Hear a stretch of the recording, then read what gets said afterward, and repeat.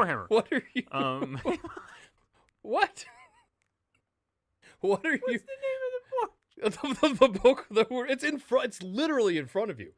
It's sitting a Bubba's length from your face right now. That's 6 or 7 inches. Hey!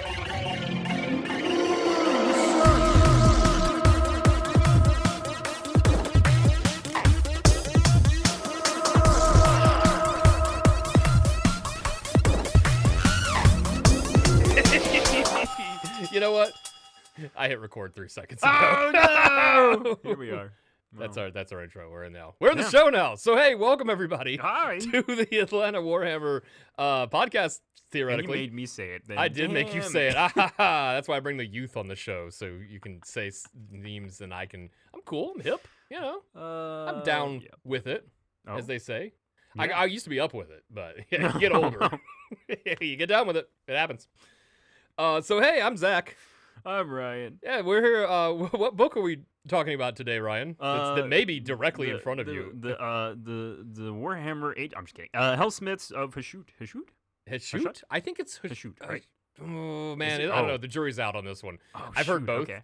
It seems like Hashut is more of the American version of saying it, and Hashut is probably the correct way to do it. I think Hashut flows a little better. We're gonna vary it probably through this whole episode. I'm thinking we'll forget. We're going to call them Chaos Dwarfs. Hey, everybody at home, sorry. Yeah. We're just going to call them Chaos Dwarfs half the time.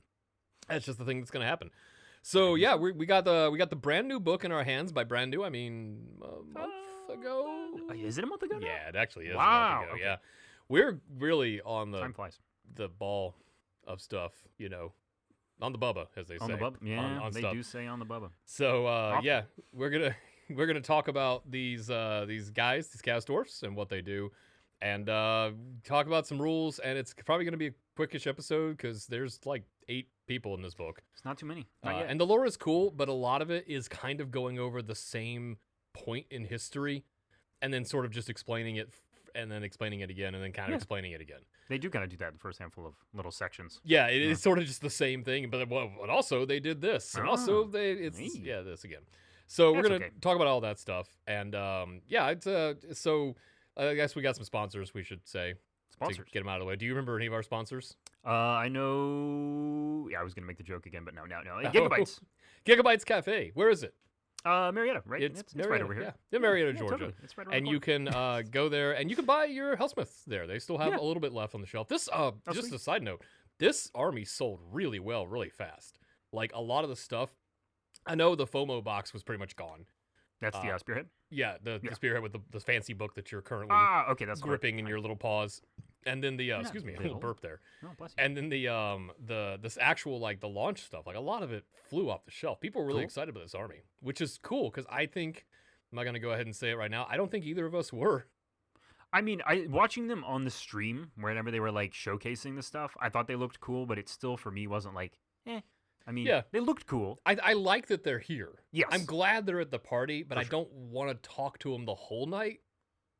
But they're okay. Yeah. You know, I like, and we got the spearhead because we're playing spearhead a lot, and it's easy to play the spearhead with this. Mm-hmm. At some point, I don't know. I was thinking about like, maybe I'll theory craft it up to 2K, but we'll talk about this when we get to the units. The $2 point cost in this army is a little on some stuff. So especially if you don't want to just run like 2 of the big bulls, and even then, like the artillery's like not very expensive, and it's probably going to come down. The GW trick of the points usually drop a little bit after the book's been out for a couple of months by the next errata. They may have already done that. I haven't checked recently. Oh, fair. Yeah. So yeah, it's maybe not the cheapest army but I guess if you're a Chaos Dwarf fan, you've been waiting for 20-something years. So this is your book. Honestly, yeah. So I think that's the case. Get it at Gigabytes Cafe, MariettaGeorgia.com, Garrick/cafe/Marietta.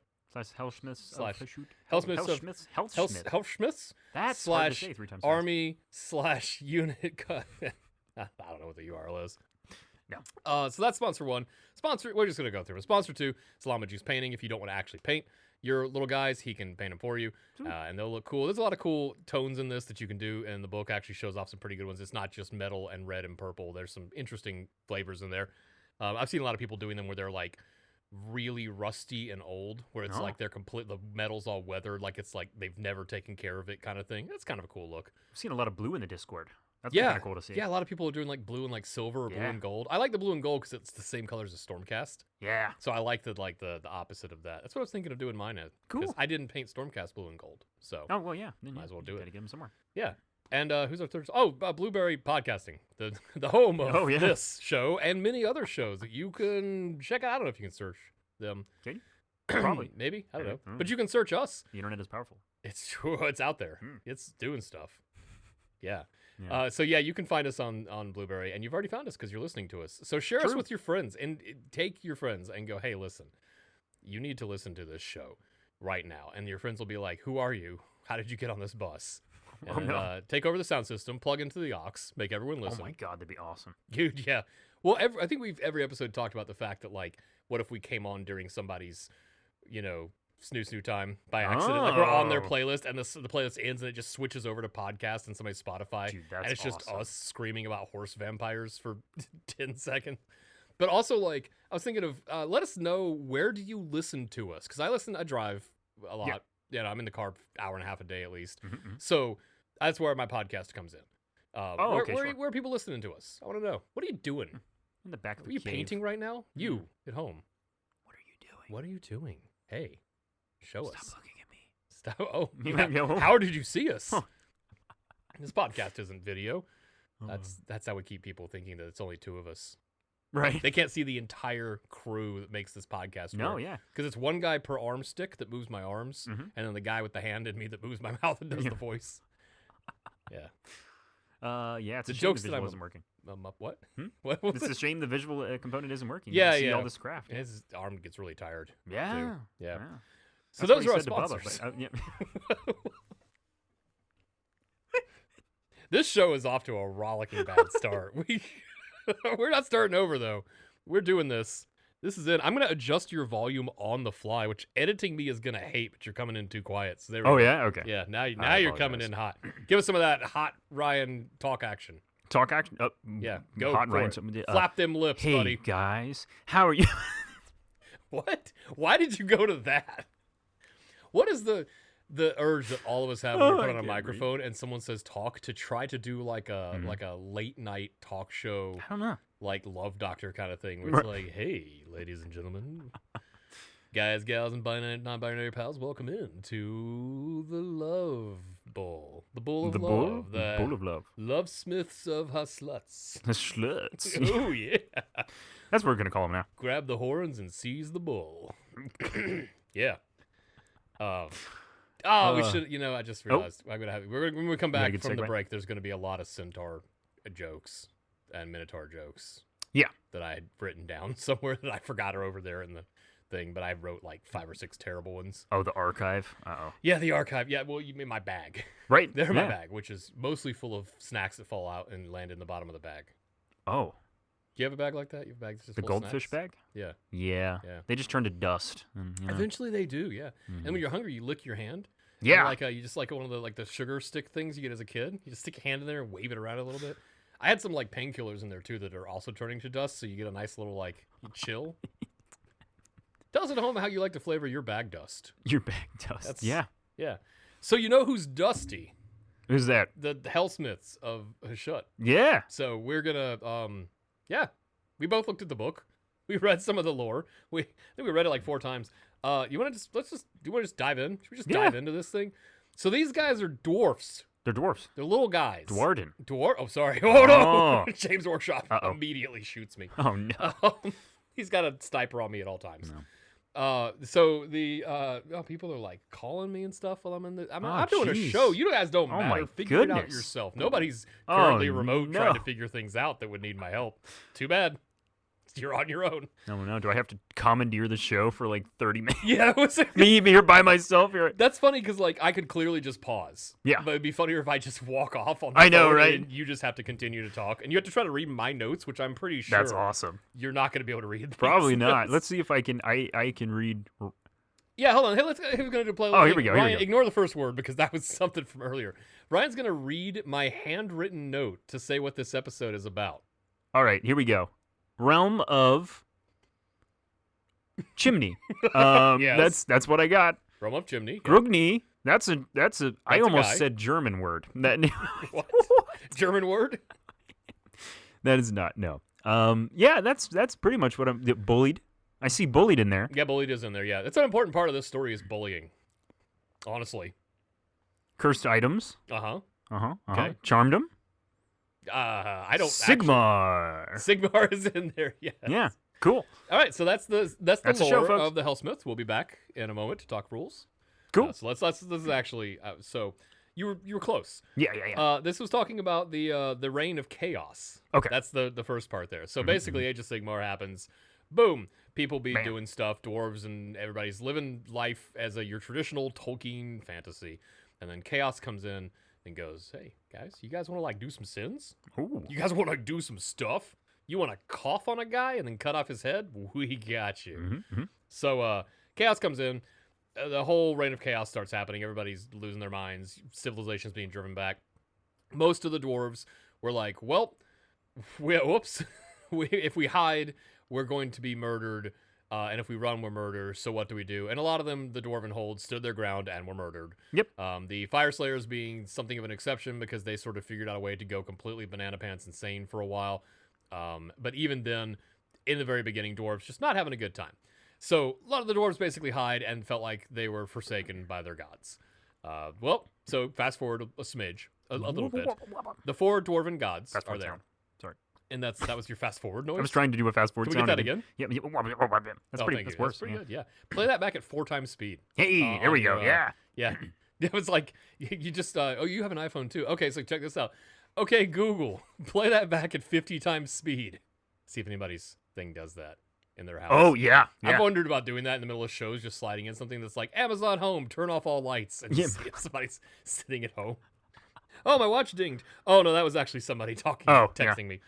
Okay, so then you have the 4 dwarven gods, which is interesting, because up until now we had 2, and all of a sudden Games Workshop is like, well, so they've been sneaking in Valaya a little bit, like a smidge, a little bit, and Hashut was been rumored, and we kind of got fast backwards, fast forward backwards, fast or backwards. If you are not an insane person. I like fast backwards. Fast backwards? That's pretty fun. So fast backwards. Okay. Cruel Boys launch. Yes. They have Hobgrots. The Hobgrots have little grenades and stuff. And they say, oh, they're trading with these dwarves that live underground to get them. And everyone goes, oh, Chaos Dwarves. So that release will happen to be soon. It has to be. It has to be. It's not going to be 4 years later. No. Which I think is actually more now. 5 to 6. That's rough. Yeah, because that was Dominion, which was the relaunch of Stormcast and Cruel Boy. Oh, wow, yeah, that was like pre-2020, I believe. Whoa. Because Skaven Tide's the most recent one. Well, anyway, so a while back, so rumors have been around that the Chaos Dwarfs were coming. They were somewhere. So then we got little hints of Valaya,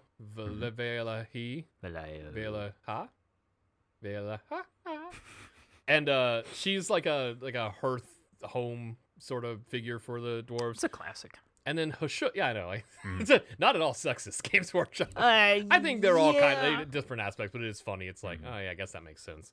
And then Hashut, who comes across as the real Millhouse of the group, honestly, sort of feels like he's kind of a loser a little bit. And so they get together and they're like, well, we gotta tame these realms and reclaim them from chaos and build a place for our people. And they all sort of do almost a Looney Tunes style routine of going, well, I'll take this realm because it matches my fury, and I'll take this realm because it matches my spirit.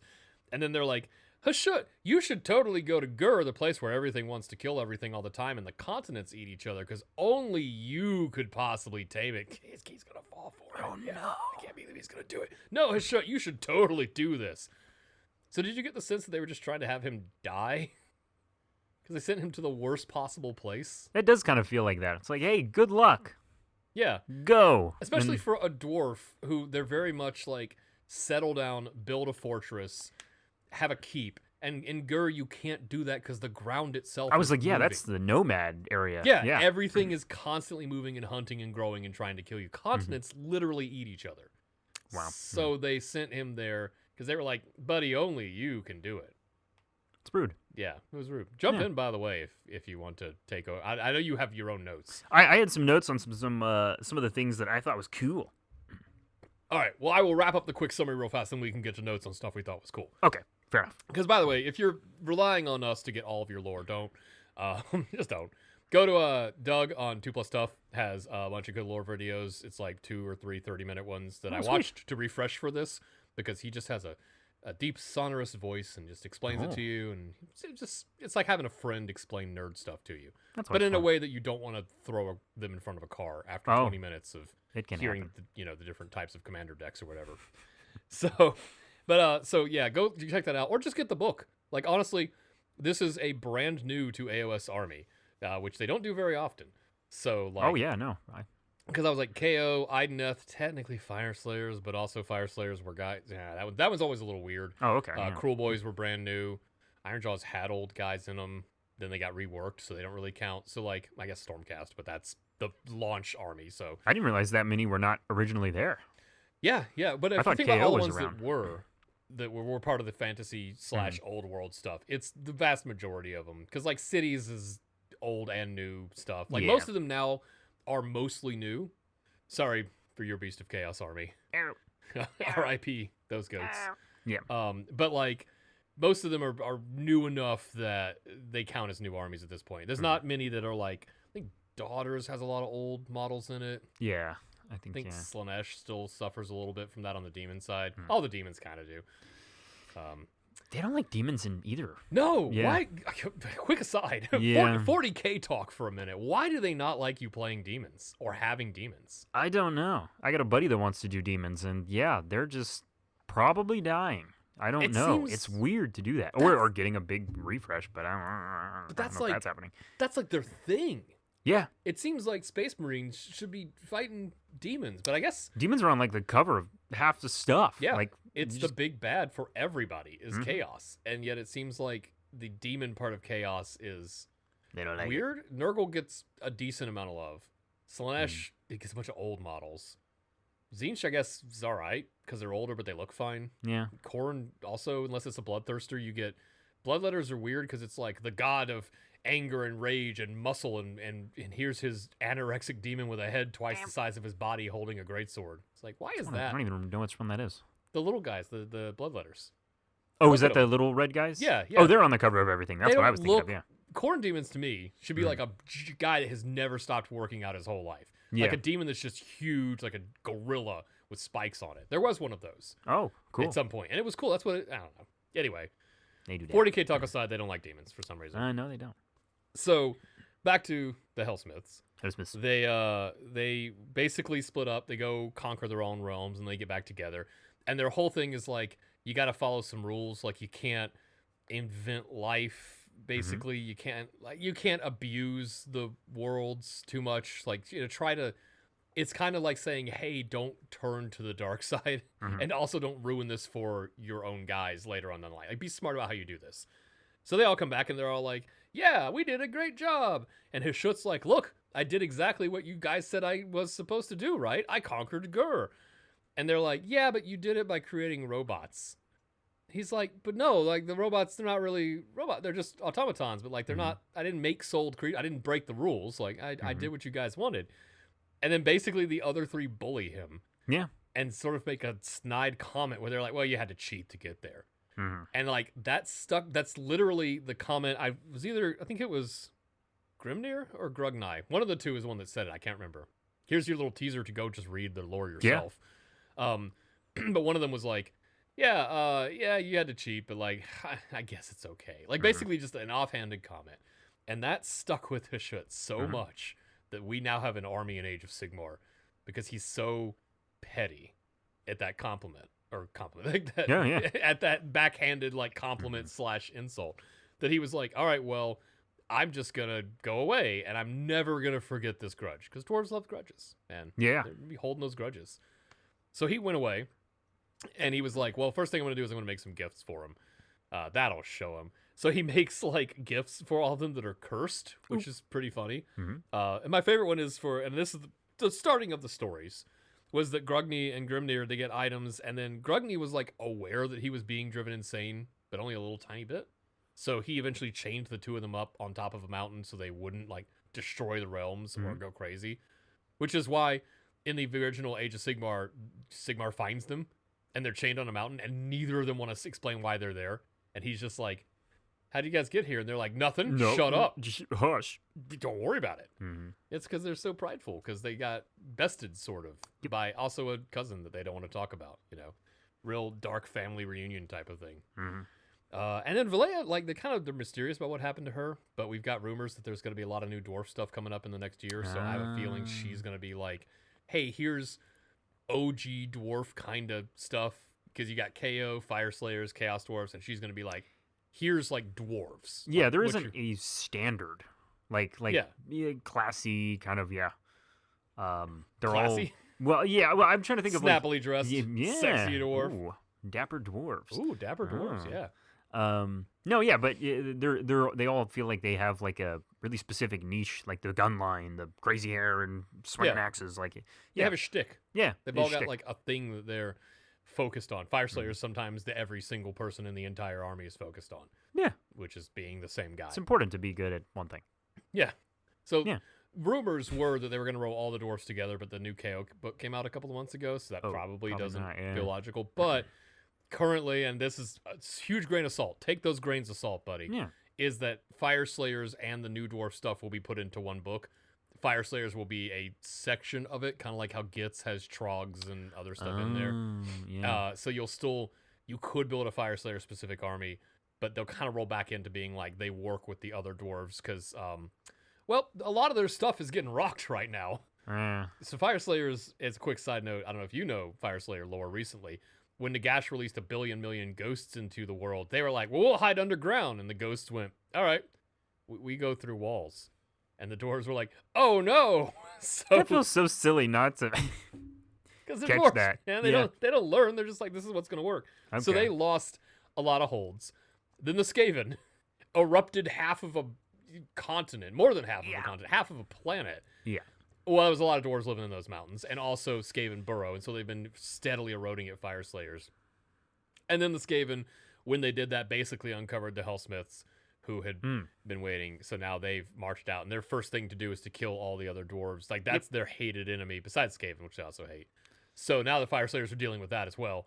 So it's like, there's not a lot of them. They're probably going to get rolled into another army. I could see that, under that case, I got to play at least one game with my full Fire Slayers army in this edition to make it justified. Oh, okay, that right. I did it. not just the kill team. Kill team? Yeah, kill team Fire Slayers. Hey, that would be do okay. Yeah, probably would. Because I feel like if you shoot a Fire Slayer, he's probably fine for like 1 to 2 hits. Yeah, that's about all you get anyway half the time. Yeah. So plus he's running at you and he's short. Yeah. People are like, that Votan took all his clothes off. That's probably what they would think. Yeah. It's a crazy Votan. Yeah. I think they do okay. They kill orcs, having a good time. I think most of the fantasy stuff would do much better than a normal fantasy to sci-fi crossover would usually be terrible. Yeah. But I feel like a lot of the AOS stuff would probably be fine. Because I would say also magical as hell. it breaks a lot of them is nonsense magic. Like, would Nagash do okay against anything? Yeah, because he can't die and he can control all death. Could Nagash take control of Necrons? I don't think they're like they're no souls, right? So no. But all you'd have to do is get one of the guys, and then that guy would be in charge of it. I don't know how. I'm still reading my Necron. I don't know. Yeah, I'm not sure how that works. Oh, spoiler alert. I think Tyranids kill everybody, though. That's the real problem. Because, oh boy, are there lots of meat. Yep, they're everywhere. And they're literally everywhere. They were coming from just one side of the galaxy. Yeah. But then now it's like, oh, they're coming under, they're coming over. It's whatever. However really they want to get in there. Everyone in 40K suddenly realized that the galaxy goes in 3-dimensional space. Yeah. They're like, we blocked them. Oh, they're going under the barricade. Yeah, because that's how space works. Yeah, it is. They can go around. They can take their time. It's a mouth. It just takes its time. They're hungry, so they're going to keep on eating. Yeah. I wonder, because we've talked about who was going to win in 40K, if who ultimately wins the setting. Oh. We were talking about that today. Yeah. And I was like, I think Necrons, but they inherit dust. Yeah. Because they outlast everybody, but then there's nothing there. Wonder who wins ultimately in AOS. I wonder. Is it just Nagash? Same concept, like death. I eventually there's so many dead people that you just overwhelm every single living thing with dead people. I think in both Warhammer in general, that's usually gonna win if the But I mean, I feel like on that note too, like Tyranids would like crawl over everything and keep going, and a very probably similar thing with the Skaven. But then in that same space, death would be the strongest. Skaven would be like they would be able to reproduce so much, but then Nagash could just resurrect things out of their bones, but their bones are crap, so they're not very good. They're more crappy bones, yeah. So yeah, I don't know. Undead Skaven is a cool. That's a cool image. Yeah. That's kind of Pestilence, the Nurgle Skaven. Yeah, there's because a lot of them are like basically this thing should have died weeks ago, but it's some fungus is animating it kind of thing. Yeah. But yeah, I guess Clan Molder kinda because they Frankenstein rats. Oh, that's right. That's Molder. Yeah. So like, if they're dead and they electrocute it back to life, is that an undead? I don't know. Skaven don't know. Put a gun in its belly. Give it 2 guns. Give it 3. Give it 3 guns. Make it like a gun. Yeah. Now it fell over. Now it's killed everybody. That is kind of take its guns away. Give it more arms.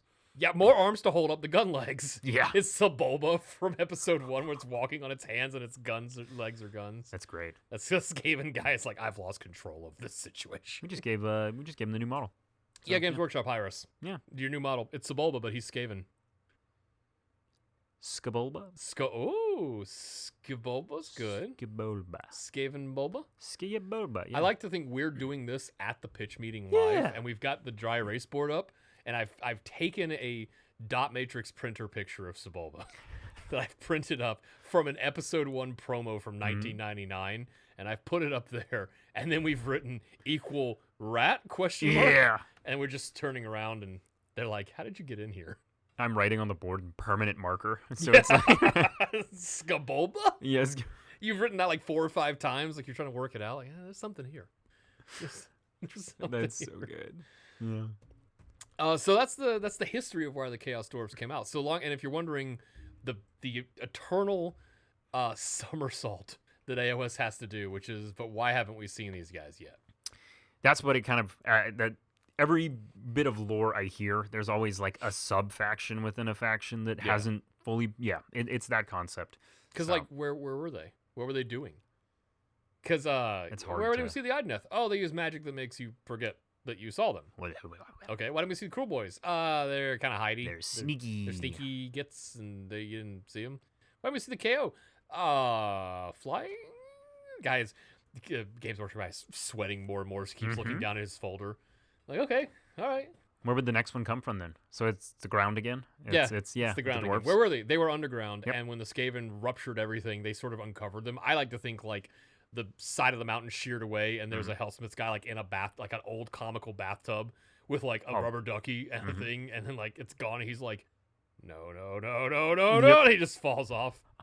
That's what started this whole thing. Yeah, that makes sense to me. Kind of is. Yeah. Like they got found out, and their whole thing was, we're going to build an army that is so insanely huge and powerful that in another couple of 1,000 years or whatever, once Sigmar and Nagash and all the egos have kind of worked themselves out and laid most everything's in ruins, we're going to pop on the scene and be like, boom, we win. We got 1 billion guns. Except now the Skaven sort of uncovered them. So now it's like, well, I guess we got to start the conquest early.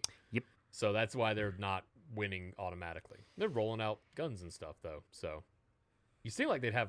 Feels like you have a severe advantage in Age of Sigmar if you have a gun, but not when we get to the rules section. No, they're cool. Yeah. I don't know if they're like gonna win you the game by having all the guns, but they look neat.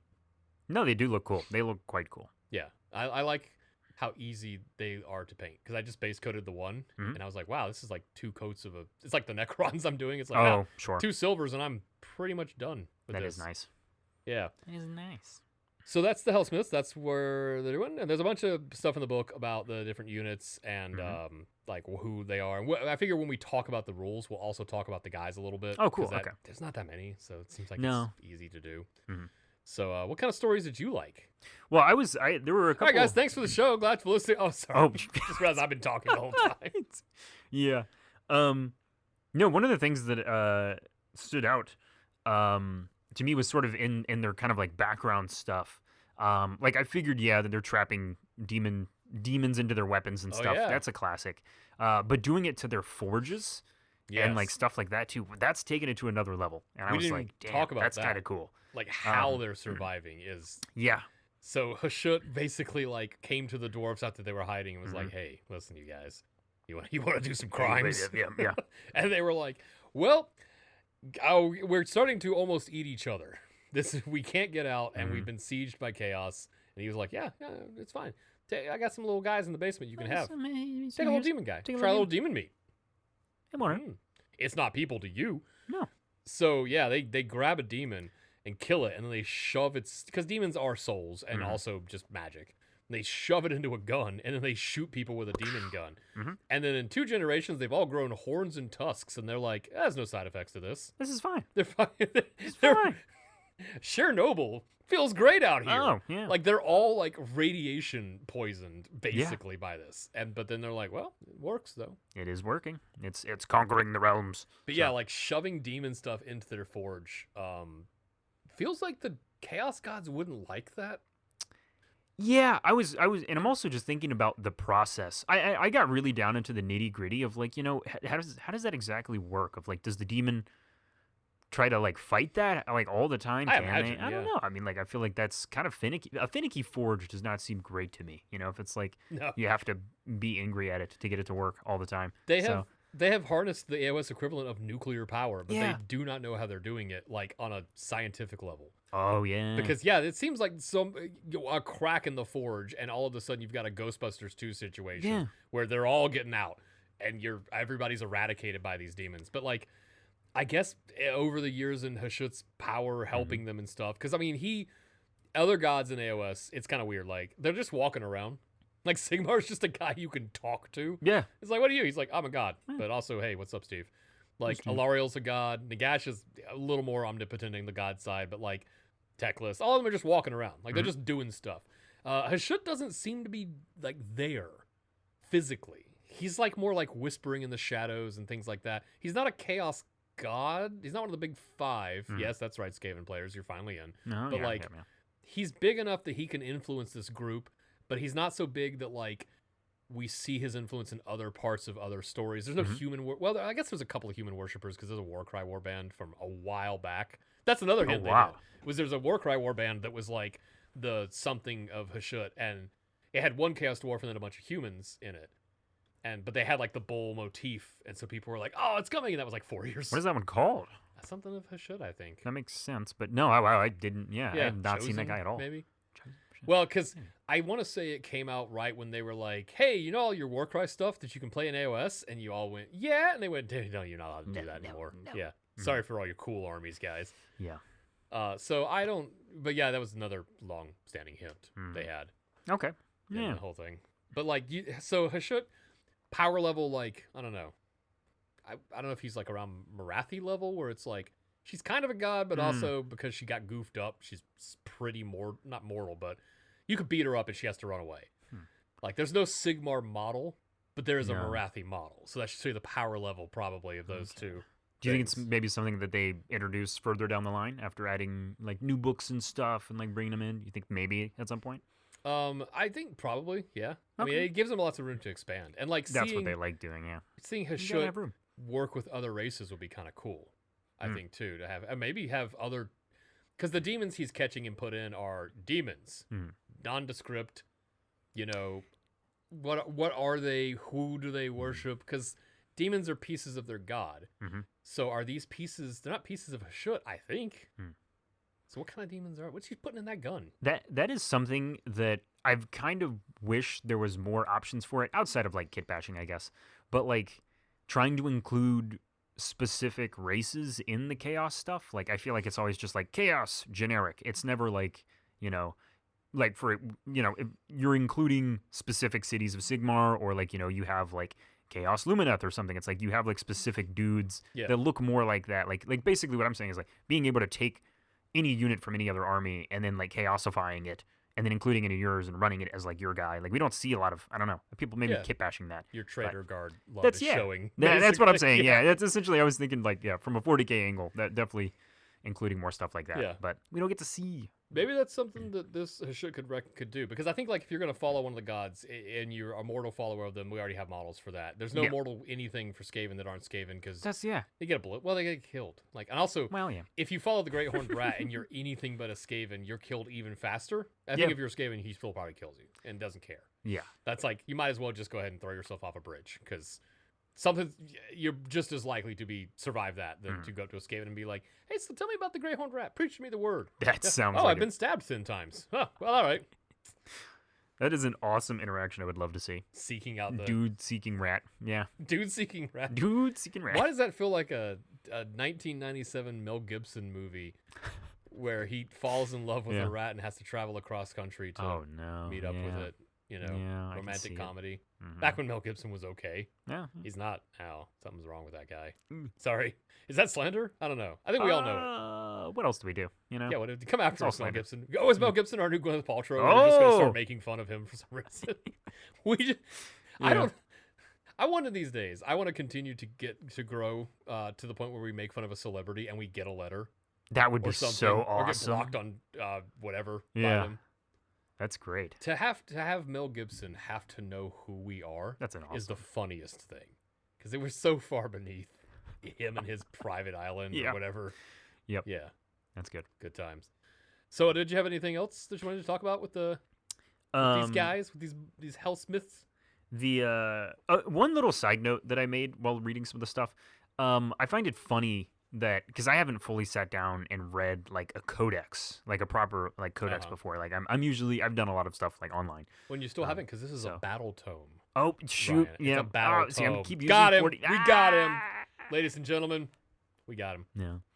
Yeah, my 40K speak. But no, it's funny because it's like everything is always like, they're super cool. They do this super well, which makes sense. But it's like, it's never like, hey, this guy does it bad. Like, and it's just like, he's not very great at this whole thing. True. But it is the unreliable narrative of the person writing the book likes the army and the army likes the army. So everybody's like, huge. It's like the Space Marine novels where it's like 6 guys killed 8 million people by themselves and spit acid on them and they picked up the planet and threw it. I always forget they spit acid. It's such a joke. It's so silly. So funny.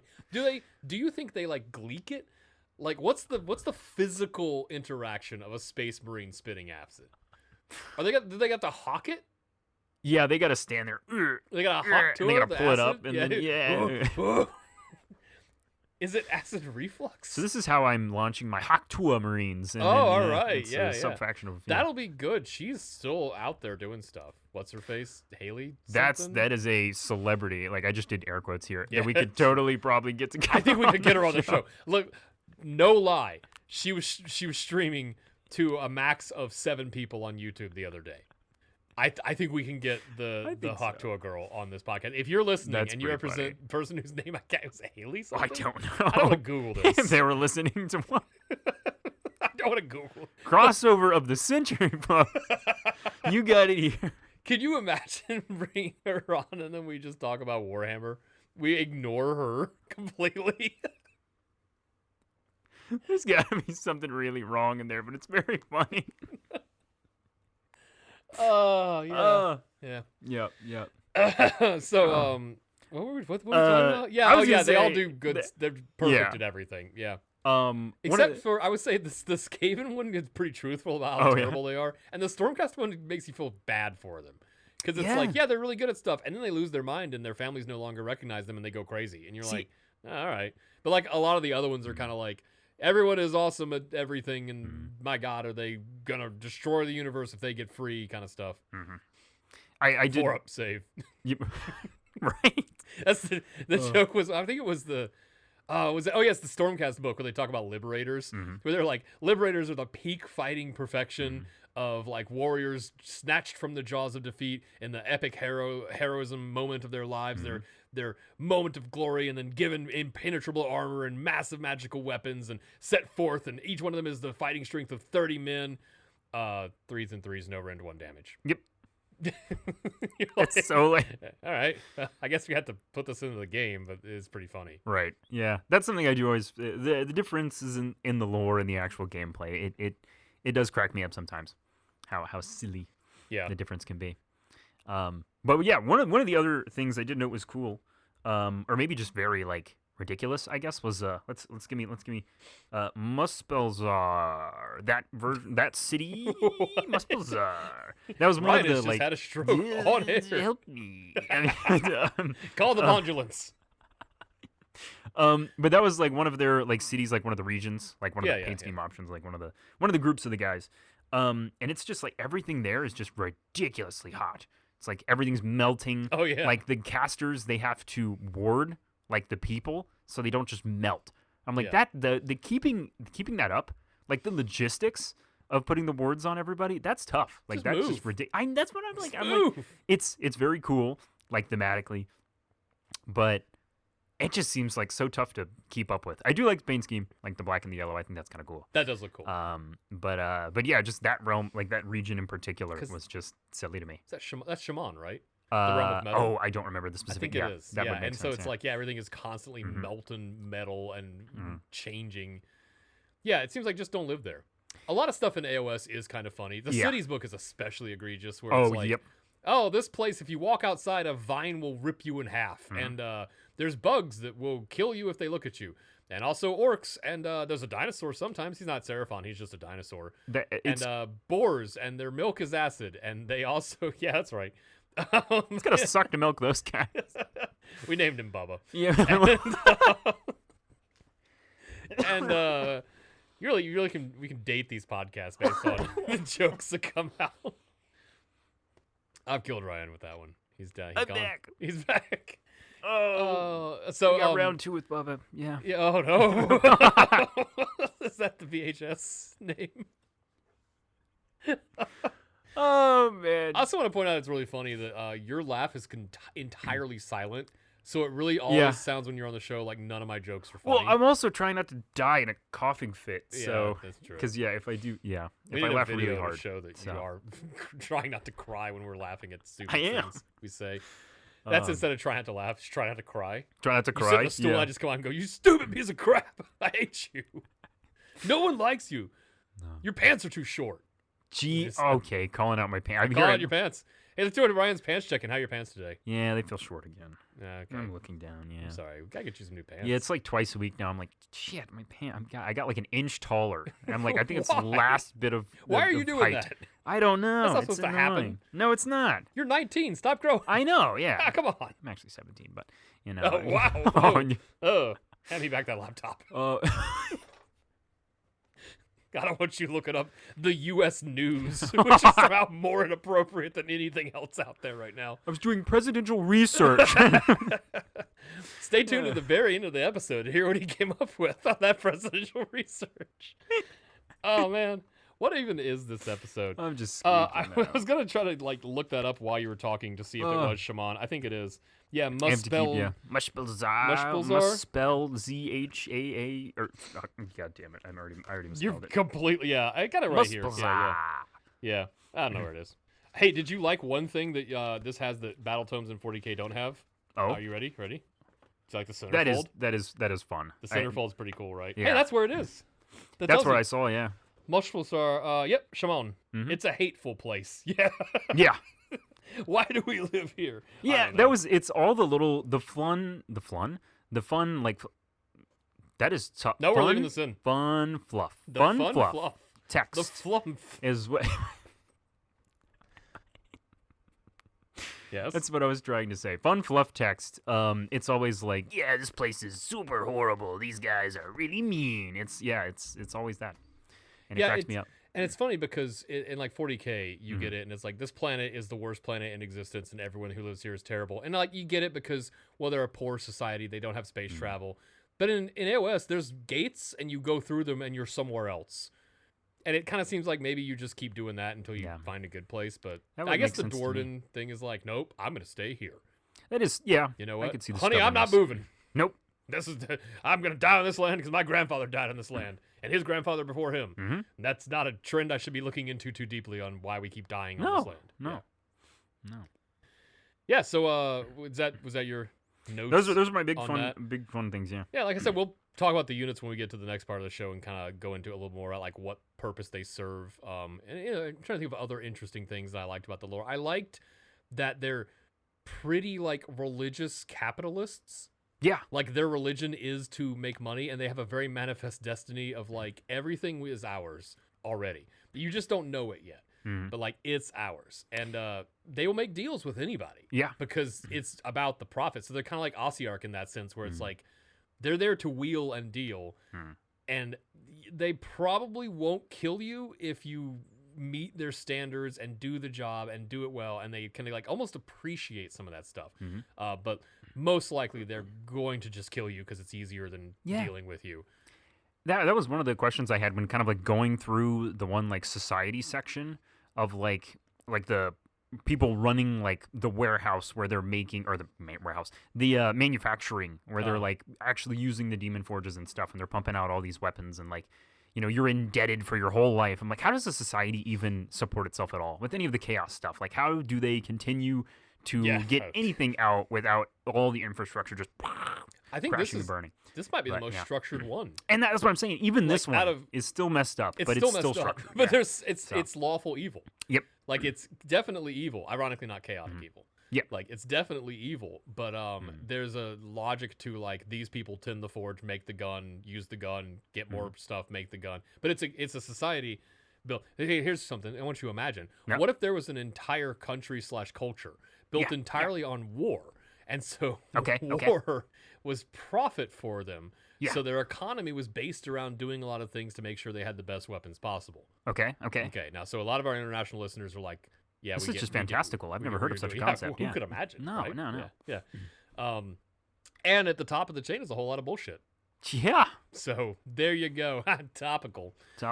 But But really, like, it's interesting how, you know, a lot of chaos is like gibbering nonsense, or, well, we follow a god and his preacher tells us what to do, or more gibbering nonsense. But this one is like, no, we have like a law that we do. I do like the bit at the end where the Skaven expose them and they're like, time to kill all the Skaven. And then Archeon himself comes down and is like, hey, you guys want to give me your weapons and stuff? Like, you guys make really good weapons. I need them for my army.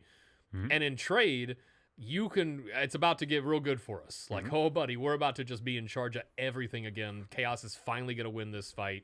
And you guys will have all of the land that you want, and then you can kill the Skaven. Yeah. Because we're all kind of concerned about the Skaven, actually. We didn't know they could do that thing they just did where they disrupted reality and plane shifted a city into a place the size of a continent. Like, maybe we should be aware of them. Because the Great Horned Rat, Archeon spurned his gift when they were all giving him gifts when he was ascending. So at some point, that's probably a problem. It's like, I imagine there's a grudge there. I would say so, yeah. But also the Great Horned Rat wants to kill everybody and then itself. So there's no winning against that guy. Nope. But yeah, I like how he was like, hold on, guys, let me promise you some better stuff later on. And the Chaos Dwarves were like, fine, we're only going to kill the Skaven if they're in our eyesight. Like, we're not going to not kill them, but we're not going to hunt them. We'll go hunt the dwarves instead. But you get the sense through that story that, like, at any moment, the Chaos Dwarves will probably either betray Archeon and try to do their own thing, or Archeon has plans to just basically be like, oh, good, we've got all the weapons and stuff we need. Skaven, you can totally kill the dwarves now. You're just playing both sides. Yeah, and just letting them kill each other off because they're not part of his big, like, grand plan. That's what you get for being a late army. Yep. Should have been there in the beginning with your little choo-choo set. The choo-choo set. Have we seen the choo-choo set? Oh, that's going to be the picture I put on for this episode. Oh, the cool. Old Chaos Dwarf choo-choo set. I think I'm not official. I've not seen I've seen it was some stuff people did for fun. They had the trains was like their thing that they had in Warhammer Fantasy, and cabs, cars of a train. Is that right? Car, I think, is. I feel like this is not my particular flavor of this because I don't know anything about trains. Really, I think car, train, car. Boy, there's some people at home screaming this answer. I think right so. now. Yeah, because we're talking. Buggy? The buggy? Yeah. Getting a train quote wrong on a Warhammer podcast is deadly territory. We are on Reddit now. Hey, whether that's you like awesome. it or not. We're on Reddit r/train facts. That's These morons honestly, didn't know. The middle part of a train is called the buggy. Oh, train station? That's in there somewhere, right? That's on the list. Conductor? Caboose? Hey. Caboose is the butt of a train. Yeah. That's where the coal is stored, is in the butt. Also on a train. Yeah. But yeah, so you'd put down the engine, And then you would the connecting parts Yep. would be like a cannon or like a thing that held troops and stuff. And so like your cool. army would like build a little train that would drive around and like do stuff. That is ridiculous. It was so cool though. And it's and fun. like it had rules in AOS for a while because they were a compendium, which is basically Legacy or Legends before they called it that. Sure. So like there was a guy that in our area that had the choo-choo train, and I loved seeing that thing on the table. It's got to be cool. I don't know if it was good. I never got to play him. So I have no idea if it ever did anything, but just seeing there's something funny about somebody lining up all their perfect troops and gun lines and monsters and stuff, and the other guy is building a little train. Yeah. Where it's like, I don't know if they're playing the same game, but I like the energy the train is bringing. Yeah. No, I'm sure it just looks, I mean, it has a presence on the table, I'm sure. You're the guy bringing the trolley problem to them. Yeah. You know? Oh, yeah. Make it their problem. Mm-hmm. Yeah. And decide on the fly. All right, so I think we'll hit a break. We'll come back. We'll do some rules, and then we'll kind of wrap it on the Chaos Dwarfs. All right. Yeah, let's hit a break. Here's a commercial for you. Enjoy it. Are you still bringing gray plastic to the table game after game? Do you have a big tournament coming up, but your army is barely glued together? Don't worry, Llama Juice Painting is here to help. Free your minis from their drag gray existence and let Justin bring them to life. Whether you're looking for a single centerpiece to bring your collection together or more battle line options, Llama Juice Painting is your best source for finely painted commission work. Check out some of Justin's work on facebook.com/Llama Juice Painting and get your quote today.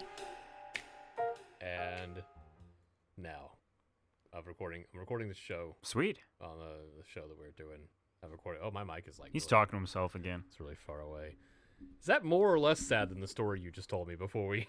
Oh, damn! You gonna bring that up? Oh okay. no! All right, Oh no! So we're gonna share embarrassing recap. childhood stories here.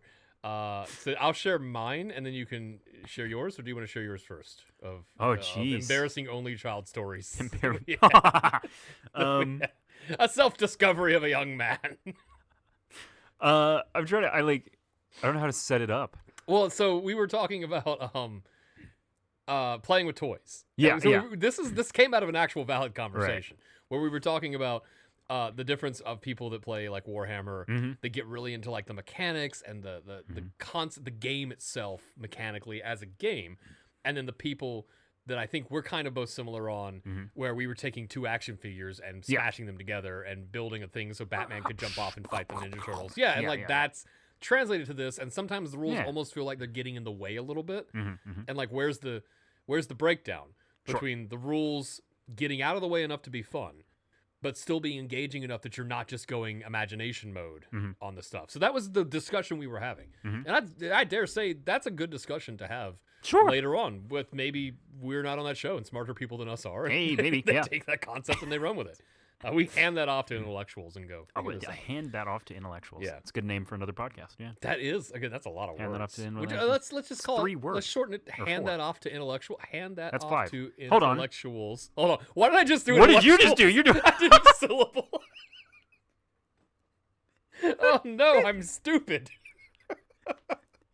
Started counting syllables. I counted syllables because it's a lot of syllables in that word. Well, I started it with, that's 3 words, that's 4 words, that's 5 words, so I wasn't helping myself. I think we're both proving our point that we should hand this concept off to smart people. I think hand this off to intellectuals. It's 5. That's a lot. That's a lot. It's a big job, though. So I think we just shorten it down and call it the hand job. Yeah. I think that sells it. It's poignant. Right to the point. Is there a podcast called The Hand Job? Probably, yeah. Probably. Let me just Google the website and see if the URL's available. Go for it. Yeah, handjob.com. Yeah. Whoa! Cartoon wolf noises. My eyes pop out of my head. You will not believe what they're doing with hands these days. It's some incredible stuff. It's groundbreaking. It's that thing where people do like the clapping game where they like clap and slap hands. What is that called? Patty cakes? I think is that what children call it? I believe so. It's good that they call it that and not hand jobbing. Yeah, no, hand jobbing? Hand jobbing was a thing. Hold on. What? This is coming back to my head somewhere. That's colossal tangent that we have just buddy. run We're gonna on get back. I'm helping build up to your story. I want to think. I want to say you're really working this job, yeah. It's hand jiving, maybe, but something is like when you're doing the dance, but you're like slapping your body all over. And comment section, bail me out. This is a concept. I want to pull up Google. Crickets. for recording. Yeah. So yeah, that's what we were talking about. And then I said, I played with a lot of action figures as a kid because I was an only child. When you beat a video game back, because I'm a very old man, you beat a video game. That's it. That's the console. You had the cartridge is done. You go, I'm done. I'm gonna smash Batman into a Ninja Turtle and see who wins. Yeah. And then you said, I feel like I set this up more, but no, I mean, well, you asked me if you never told me the story. I swear. Anyway, but yeah, basically, there were times where I was a very athletic kid in my childhood. I went back and forth from sports to sports. I don't know why I said that like that, but so descriptive. Yeah, I bounced like I'm around. There. Wow, what an evocative podcast. Man. I started with karate, but then I went into football. So and when I was doing football, I did kill that kid. Yeah. But yeah, whenever I was doing that, my dad is incredibly allergic to outside. So there were many times where I would be outside in the front yard by myself, and I'd throw the football up in the air, and I would go run and catch it by myself. Just run across the yard.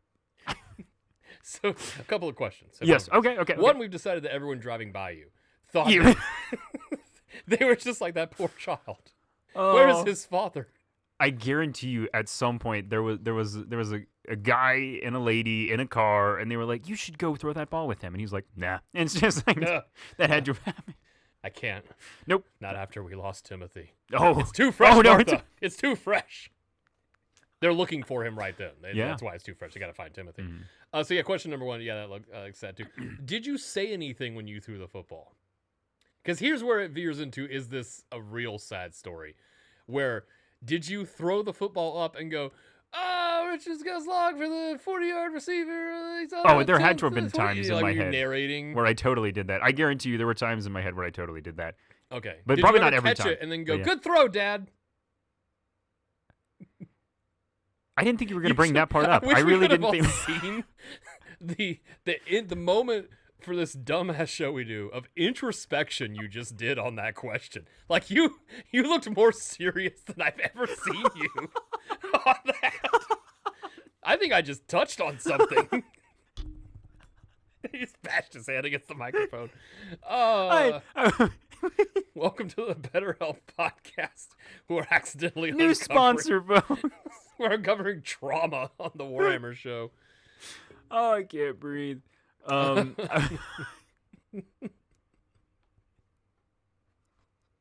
was looking for the joke and like a way to take it. I think the comedy is that there maybe isn't the joke on this. Also, honestly, yeah. If I was hanging out with somebody and they were like, "I can't go outside, I'm allergic," I think they're just making something up to get out of hanging out with me. Oh, sure. They're just like, "Nah, I'm allergic to being away near you." Well, when you witness with like being in the car after like going to any of my sports things, like as soon as we get back in the car, it's just achoo, and just constant sneeze. I don't know how to make a sneeze sound. Car. Yeah, no. I was like, "What's wrong with your car?" I was about to follow that up with, I don't know how the hell to make a sneeze sound without sneezing. Yeah, we're learning a lot about you today on the show. Yeah. This is I guess you're the newest person on the show, so this is I think so. This is good deep lore for the audience. Your dad didn't hang out with you, and you don't know how sneezes sound.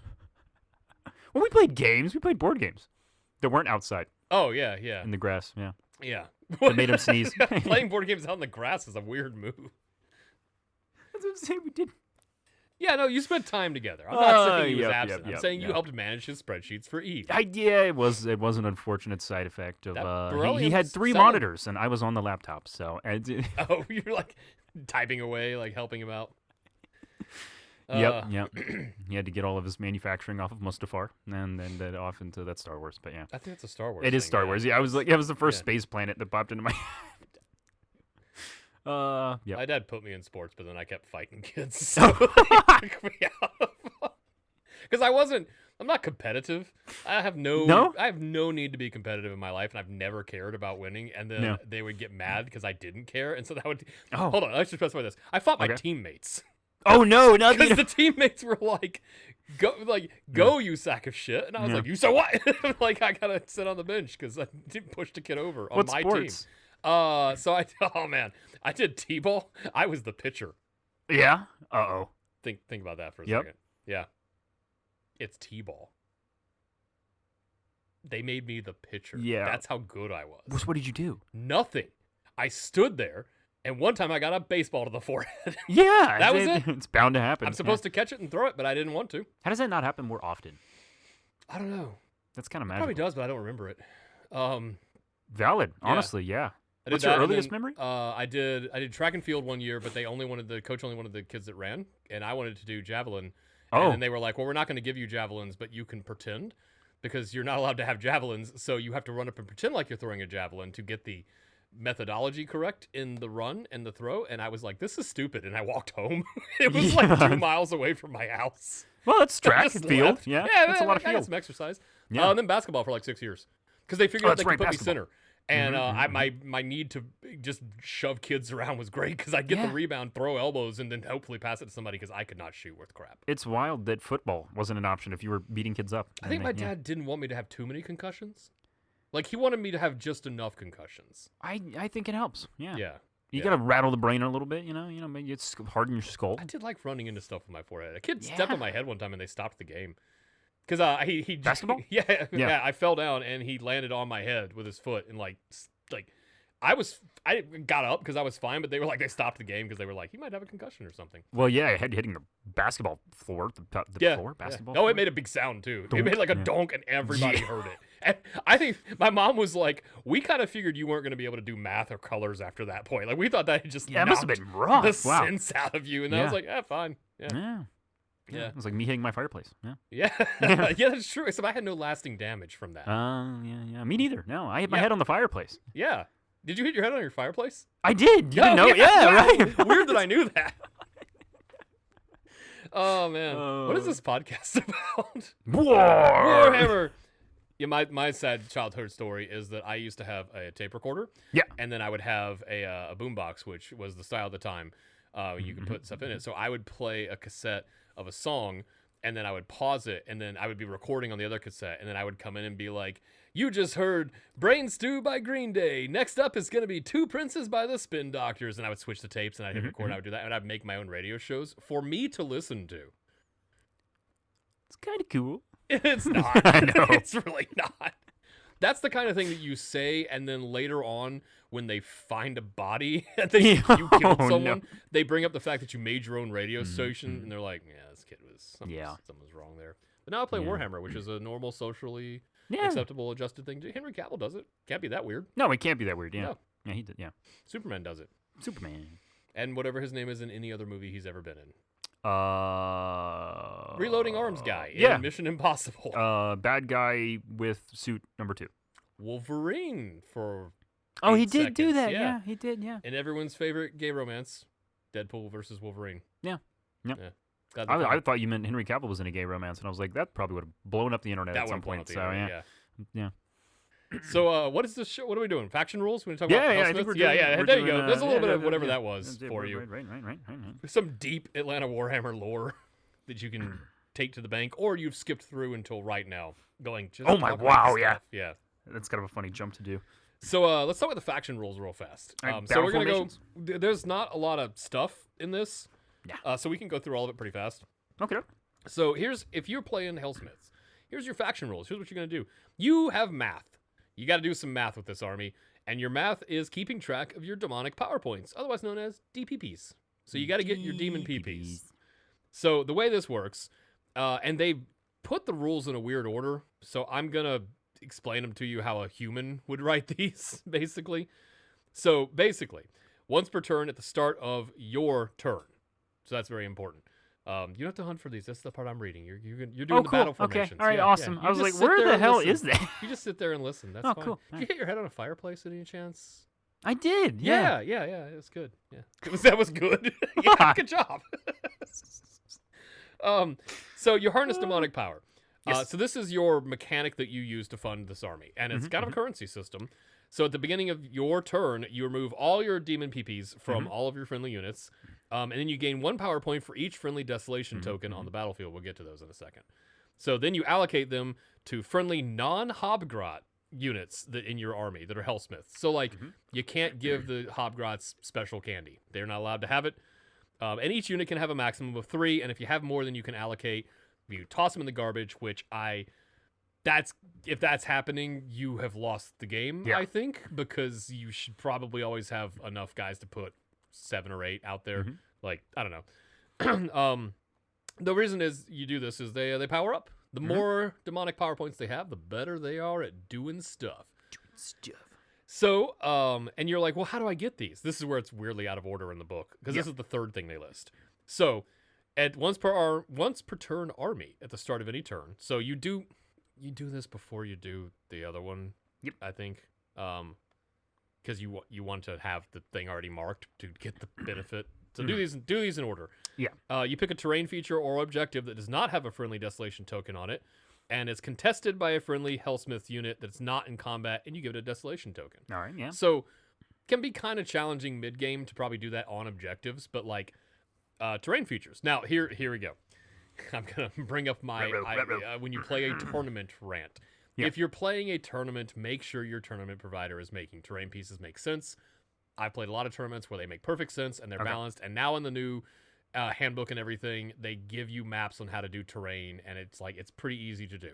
But I've also played in some tournaments in smaller stores where it's kind of like, well, we only have 3 pieces and a big tree, so that's the thing for this. And Chaos Dwarf players, that's gonna make your army not work. Yeah, like you have to insist on that part of the rule being be litigious with that. Make sure that you have the correct amount of terrain pieces required for the game, because and narrative battles, talk with your opponent.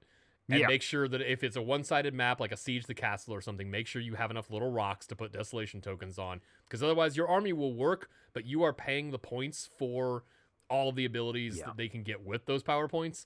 Having none of them, it's going to be an uphill battle, basically. And then the third thing, any hero phase, you can spend a CP to pick a friendly unit that has no demonic power points. And if the total number of PP that the friendly units have is 3 or fewer, you give it 2. Otherwise, you give it 1. Yeah. So this is your kind of like catch-up mechanic, and also making sure that a guy has it. And like beginning of the game, you'll probably do this, because if deployment is weird, you're one of those weird triangle deployments where like you just don't have any terrain to grab, basically. You can still go ahead and make one guy have 2 power points. Nice, yeah. It's a big power point army. I just realized that. Yeah. I had when every time we say it, or every time you've said it, like I'm picturing like the Dominator engine, the big bull with like the fire in his belly. I'm picturing a PowerPoint just playing in there, and like the dwarves are turning back to look to like see what to do. It's like, okay, and then going back and then charge phase. Oh, don't forget you get to reroll your 6s. Yep. Oh yeah. Reroll your 6s is a terrible ability. Reroll your 6s. That sucks. I'm fishing for being worse. Yep. So that's your stuff. So Helsmiths players, go. I want to see some cool tokens. Honestly, desolation tokens. Also, as of right now, there is nothing that removes a desolation token, with the exception of if you're playing a map where the objective goes away, like it gets blown up, or your opponent can remove one. As I understand it right now, at time of recording, November 19th, 3 a.m., is that you lose that token, therefore it no longer generates stuff, because that objective is gone. This is kind of weird. Well, are you getting... I'd have to like reread the rules myself, but trying to listen for it. Because you place the token on an objective. Yes.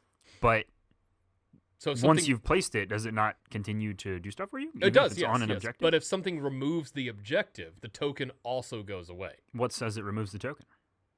Well, the fact that there's no longer a terrain feature or objective there. Like I said, this is a real... Well, I don't know. Yeah. I don't know. As of right now, this is how I have been told this works by someone who TOs. But then again, they also said that's how I'm ruling it. So, shrug. Okay. Shrug emoji. I don't know. It's probably going to come up once for you every year. Yep. Just go ahead, and if you see a map like that... narrative battles do this more than anything else. Yeah. In Path to Glory and stuff. If you see a map like that, clarify with your opponent. If you don't know, roll a dice and pick a number. Like, honestly, just solve it beforehand. But like, that's a weird thing. Yeah. Something to be aware of. But as far as anything else, nothing else seems to remove these tokens. Okay. So once they're down, they're down. So you're gonna want to token everything. You're gonna want to go out and just put tokens on as much as you possibly can. Yep. Doesn't matter. And destroying terrain pieces and stuff like that doesn't technically remove the piece. It just gets different keywords to still work. So that's your battle traits. So you got to keep track of math. A little bit. A little bit of accounting. But the abacus of chaos is pretty good, actually. And a lot of your stuff is still pretty good, but the demonic power points, that's the extra, like, you want that. That is kind of an awesome for somebody to bring an abacus, like, with enough, like, layers for their units, and they just slide the little things across for their power points. That's kind of ridiculous, and that's kind of funny. That would be so cool. Yeah. God, if you bump into it, though, you're screwed. Oh, no. So, yeah. Oh, I got 70 power points. That's crazy. Shake it like an extra sketch, and the whole thing falls over. Yeah. Yeah, I like that. All right, so let's talk about battle formations. Battle formations. This is the thing when you pick your army, you're going to get to pick one of these, or you're going to have to. Well, yeah, What says you can? I guess it's funny. I guess you could just not. Oh, no. I can just decide. I don't want to get extra rules, please. No, thank you. Honestly, valid. I get it. Yeah. I totally get it. So you want to go back and forth on these? Sure. Do you want to pick the first one to read? Because you have the app and I have the book, which means yours are in a different order than cool. mine. Okay. Well, then, yeah. So, Castigation Battery. Okay. This is for you shooty fans. Yes. This is going to be a passive for all of your guys. The effect is add 1 to the attack's characteristic of ranged weapons used by friendly Helsmiths of Hashut war machines while they have 3 demonic power points. So, if you got 3 points, you got your max. Then your war machines are going to be a little meaner. Yes. So, yeah. While they have 3, you add 1 to the attack if it has 3. Yes. So it does not. Yeah, I heard somebody on a show say that you would end up having 3 of them, and then they say to the next rule, and I was like, no, hold on. Yeah. Oh no. It's not as good as that. Yeah. And I would say all of these are the most marginal change to your army. They really are pretty. Yeah. These don't seem to matter as much. It's kind of like, what do you have the most of? Pick that thing. Yeah. So I'll go ahead and do the Hashutite host or the Hashutity host. Hashutity host. Hashutity host. That's pretty good. Ludicrous would be proud. So the Amassed Legions is this one. Yes. Which is each time a friendly Helsmiths infantry unit with 3 demonic power points uses a rally command, you can make 3 additional rally rolls of d6. That's okay. If you're playing tons of infantry, you just do this. Yeah. Why not? You know, the durable infantry that comes back together. That's pretty good. All right. What else we got? We have the Demon Smith Cabal. This is Arcane Dominance, another passive. The effect here is add 1 to casting rolls, unbinding, and banishment rolls, and chanting rolls. There's more rolls. So many rolls. For friendly Helsmiths of Hashut wizards and priests, while they have 3 demonic power points. So again, when you're at that maximum, you guys can eke out a little more efficiency there. So yeah. That is important and probably one of the better ones because it does not say. It's just those keywords. It doesn't say non-named. We'll get to that in a second. There's one guy in here who really wants your points. He's nomming them up, and he'll be really good with them. So there's that one. And the last one is the Bullfather's Horns, which is a passive. Movement phase passive. I get they're all passive, but they trigger in their respective phases. Right. You guys are smart enough to know which ones those are. You add 2 to the move characteristic of friendly Helsmiths Cav and monster units when they have 3 demonic power points. All right.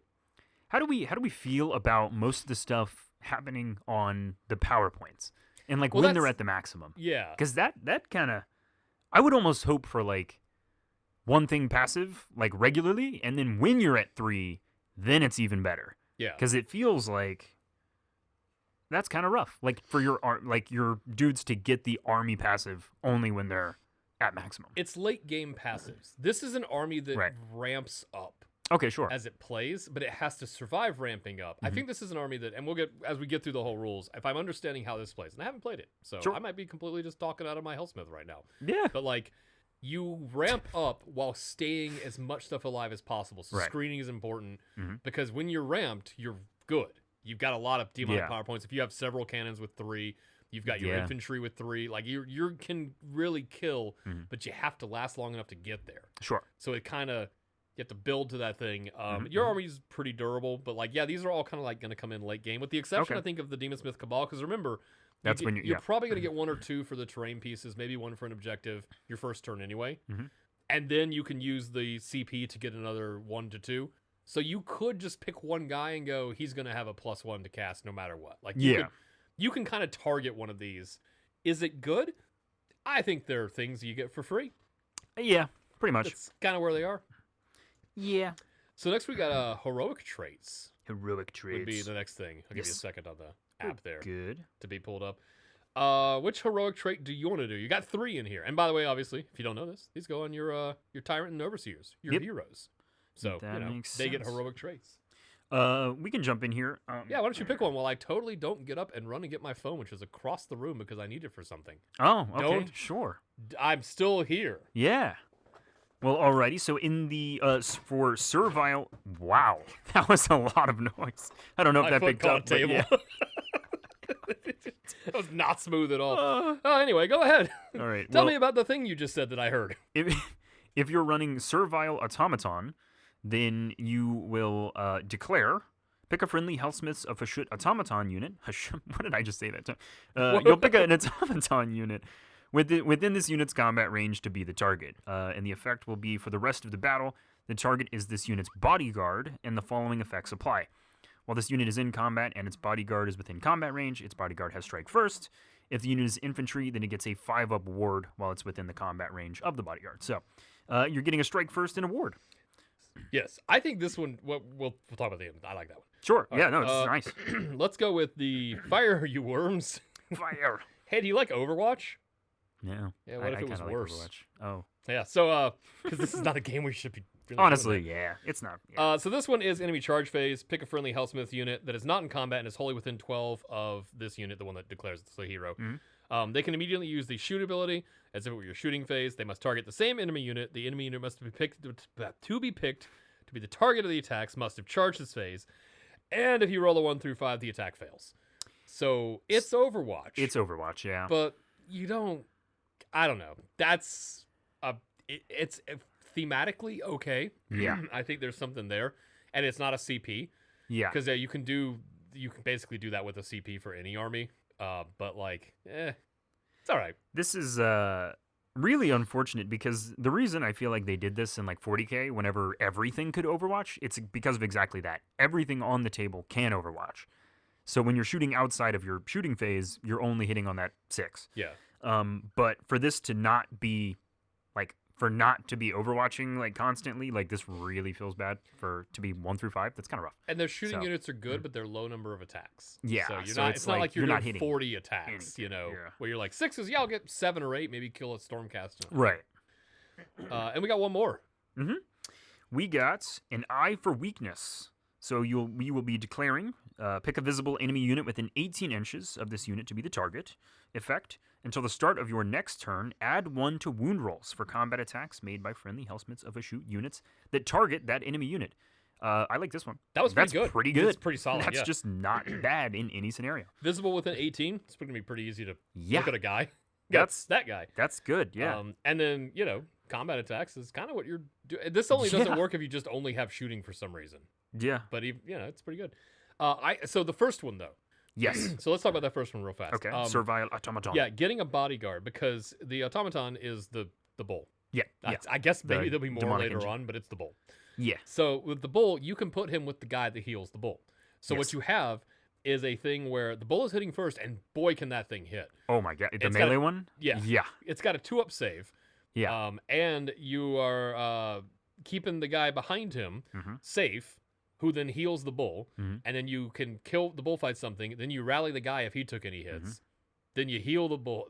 You can turn these two guys into a little buddy cop comedy that just goes around the table. That is, your opponent will see a guy and a hero, and he'll be like, "Okay, I can take this." And if he doesn't commit, if your opponent does not commit, there's a chance that this thing is just there. Yeah. It's also a very good distraction, Carnifex. Yeah. Because you can put it over on an objective. Your opponent has to decide if they want to dedicate the time to kill one hero and one bull. Yeah. If not, you've just got a free objective and you're pretty just much holding it. So, I think that it has a lot of potential.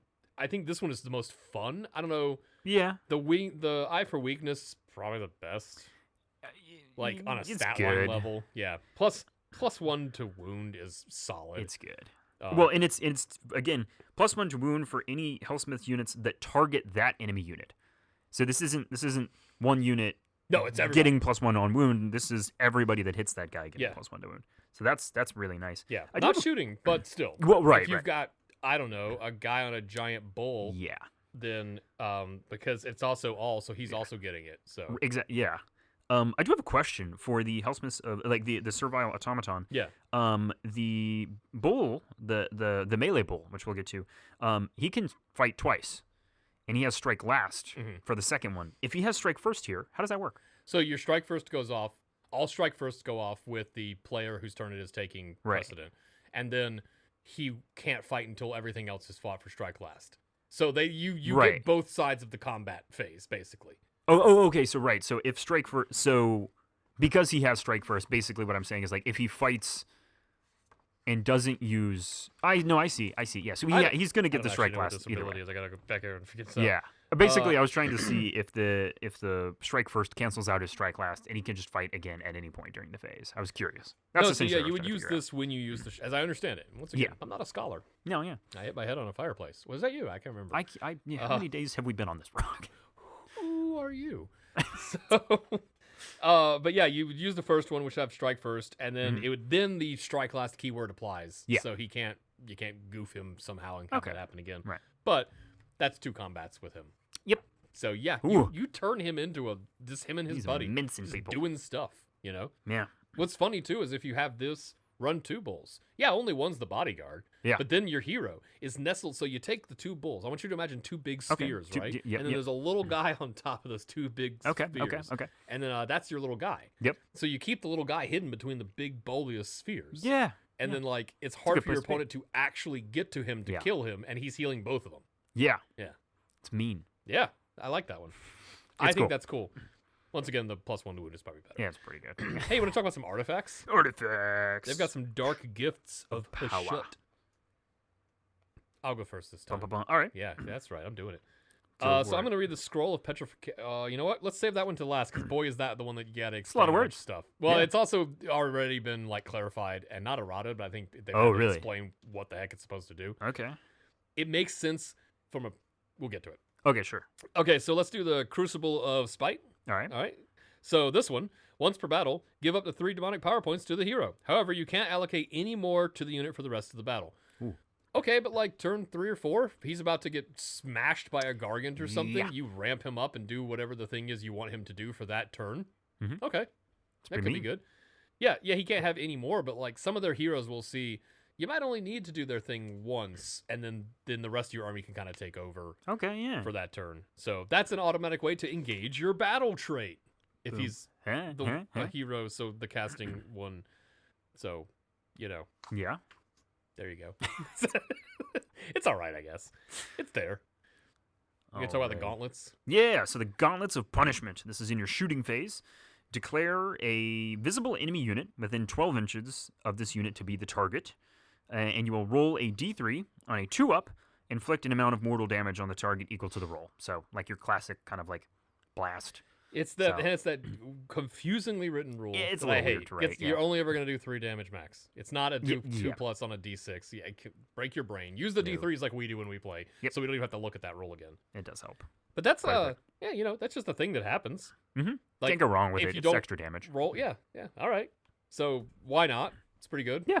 If you don't have anything else that you really want to do, and you just want to have a guy pop off a guy or something, do that. Yeah. All right, prepare yourself. Oh, here we go. Prepare yourself for the Scroll of Petrification. All right. So this one, once per battle, any hero phase, you declare it by picking a friendly Helsmiths unit wholly within 12 to be the target. Here's what happens to that unit. Yes. It has a ward of 2 up. That's mean. And plus that means it's still got its save. So you're still saving for it as normal and then rolling a ward. Right.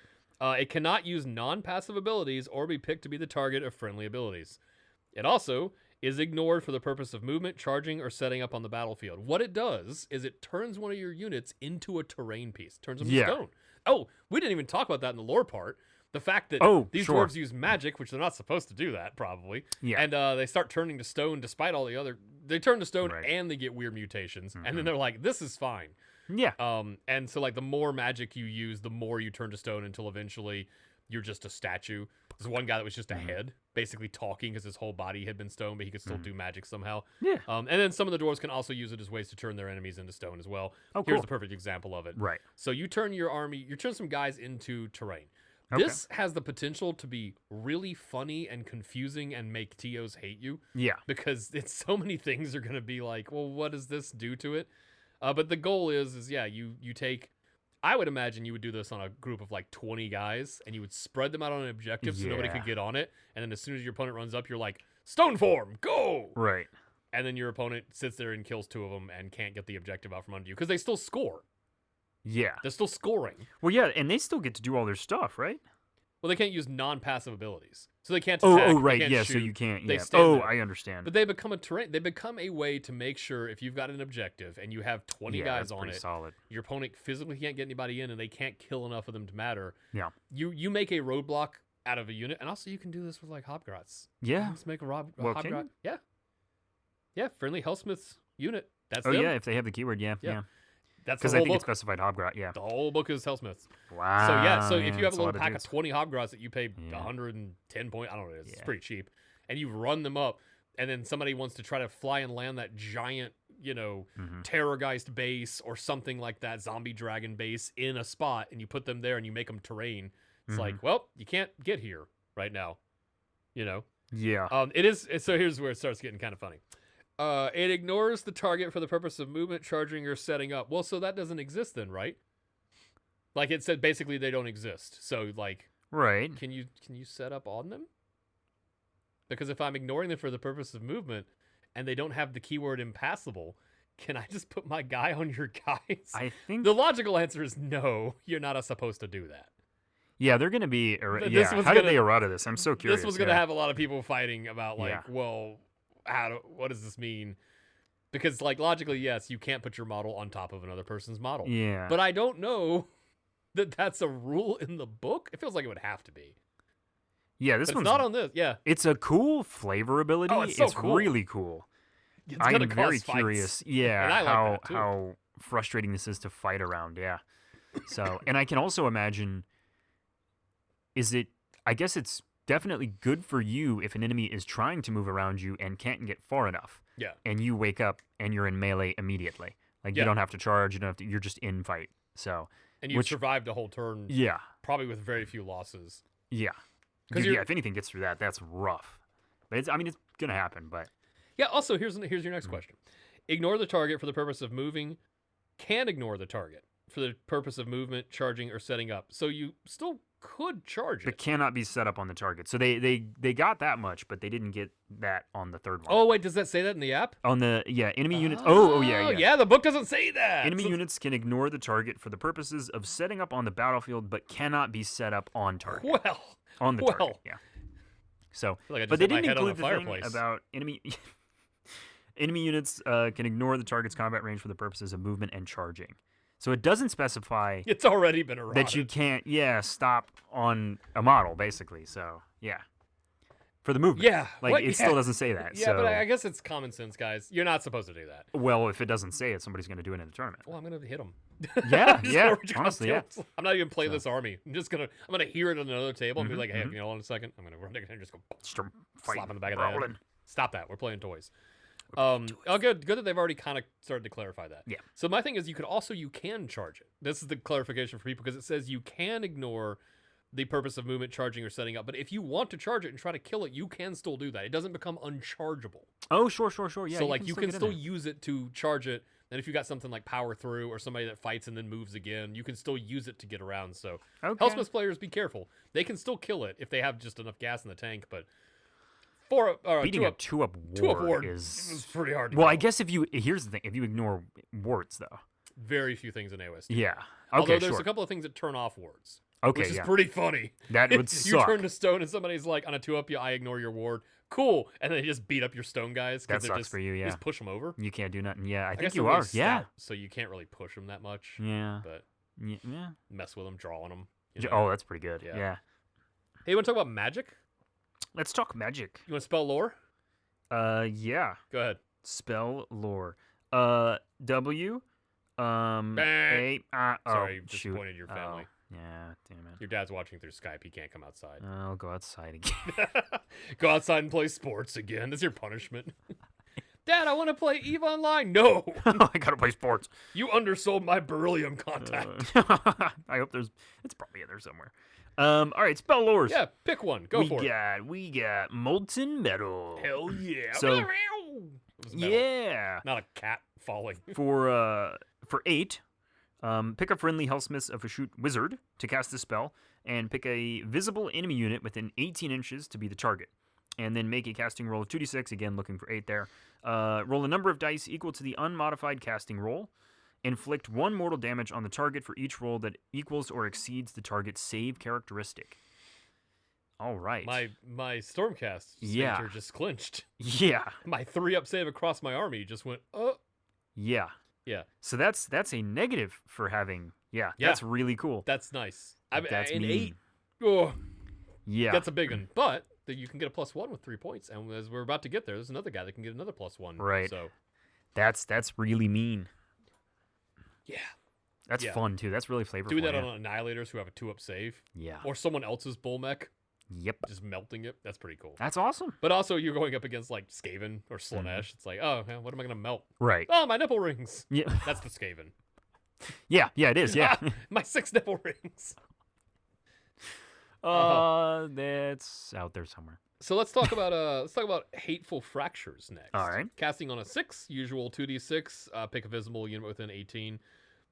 This one's kind of fun. So it's your unlimited spell, which means multiple wizards can cast it per turn. I didn't see that. Yeah. Yeah. Every faction will have one. I think Lumineth are all unlimited because Lumineth are magic elves, so they can do a lot of magic. Magic. Yeah. But multiple people can cast this, and you have the target's move characteristic until the start of your next turn. So this army really punishes Stormcast pretty hard. And also think about this: were there to be suddenly new dwarves in heavy armor who are slow, this army wants to kill dwarves. Man, cut it in half until the start of your next turn. So if you get double turned, that 4-inch movement you've got is a 2. You're moving 2 inches a turn. I hadn't even. Yeah, this is that's mean. That's really mean. If you play a very heavy magic list, and you can just stop people from going anywhere.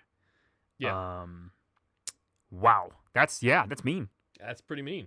Especially like a cav unit about to come around and flank. Like if you can hit that.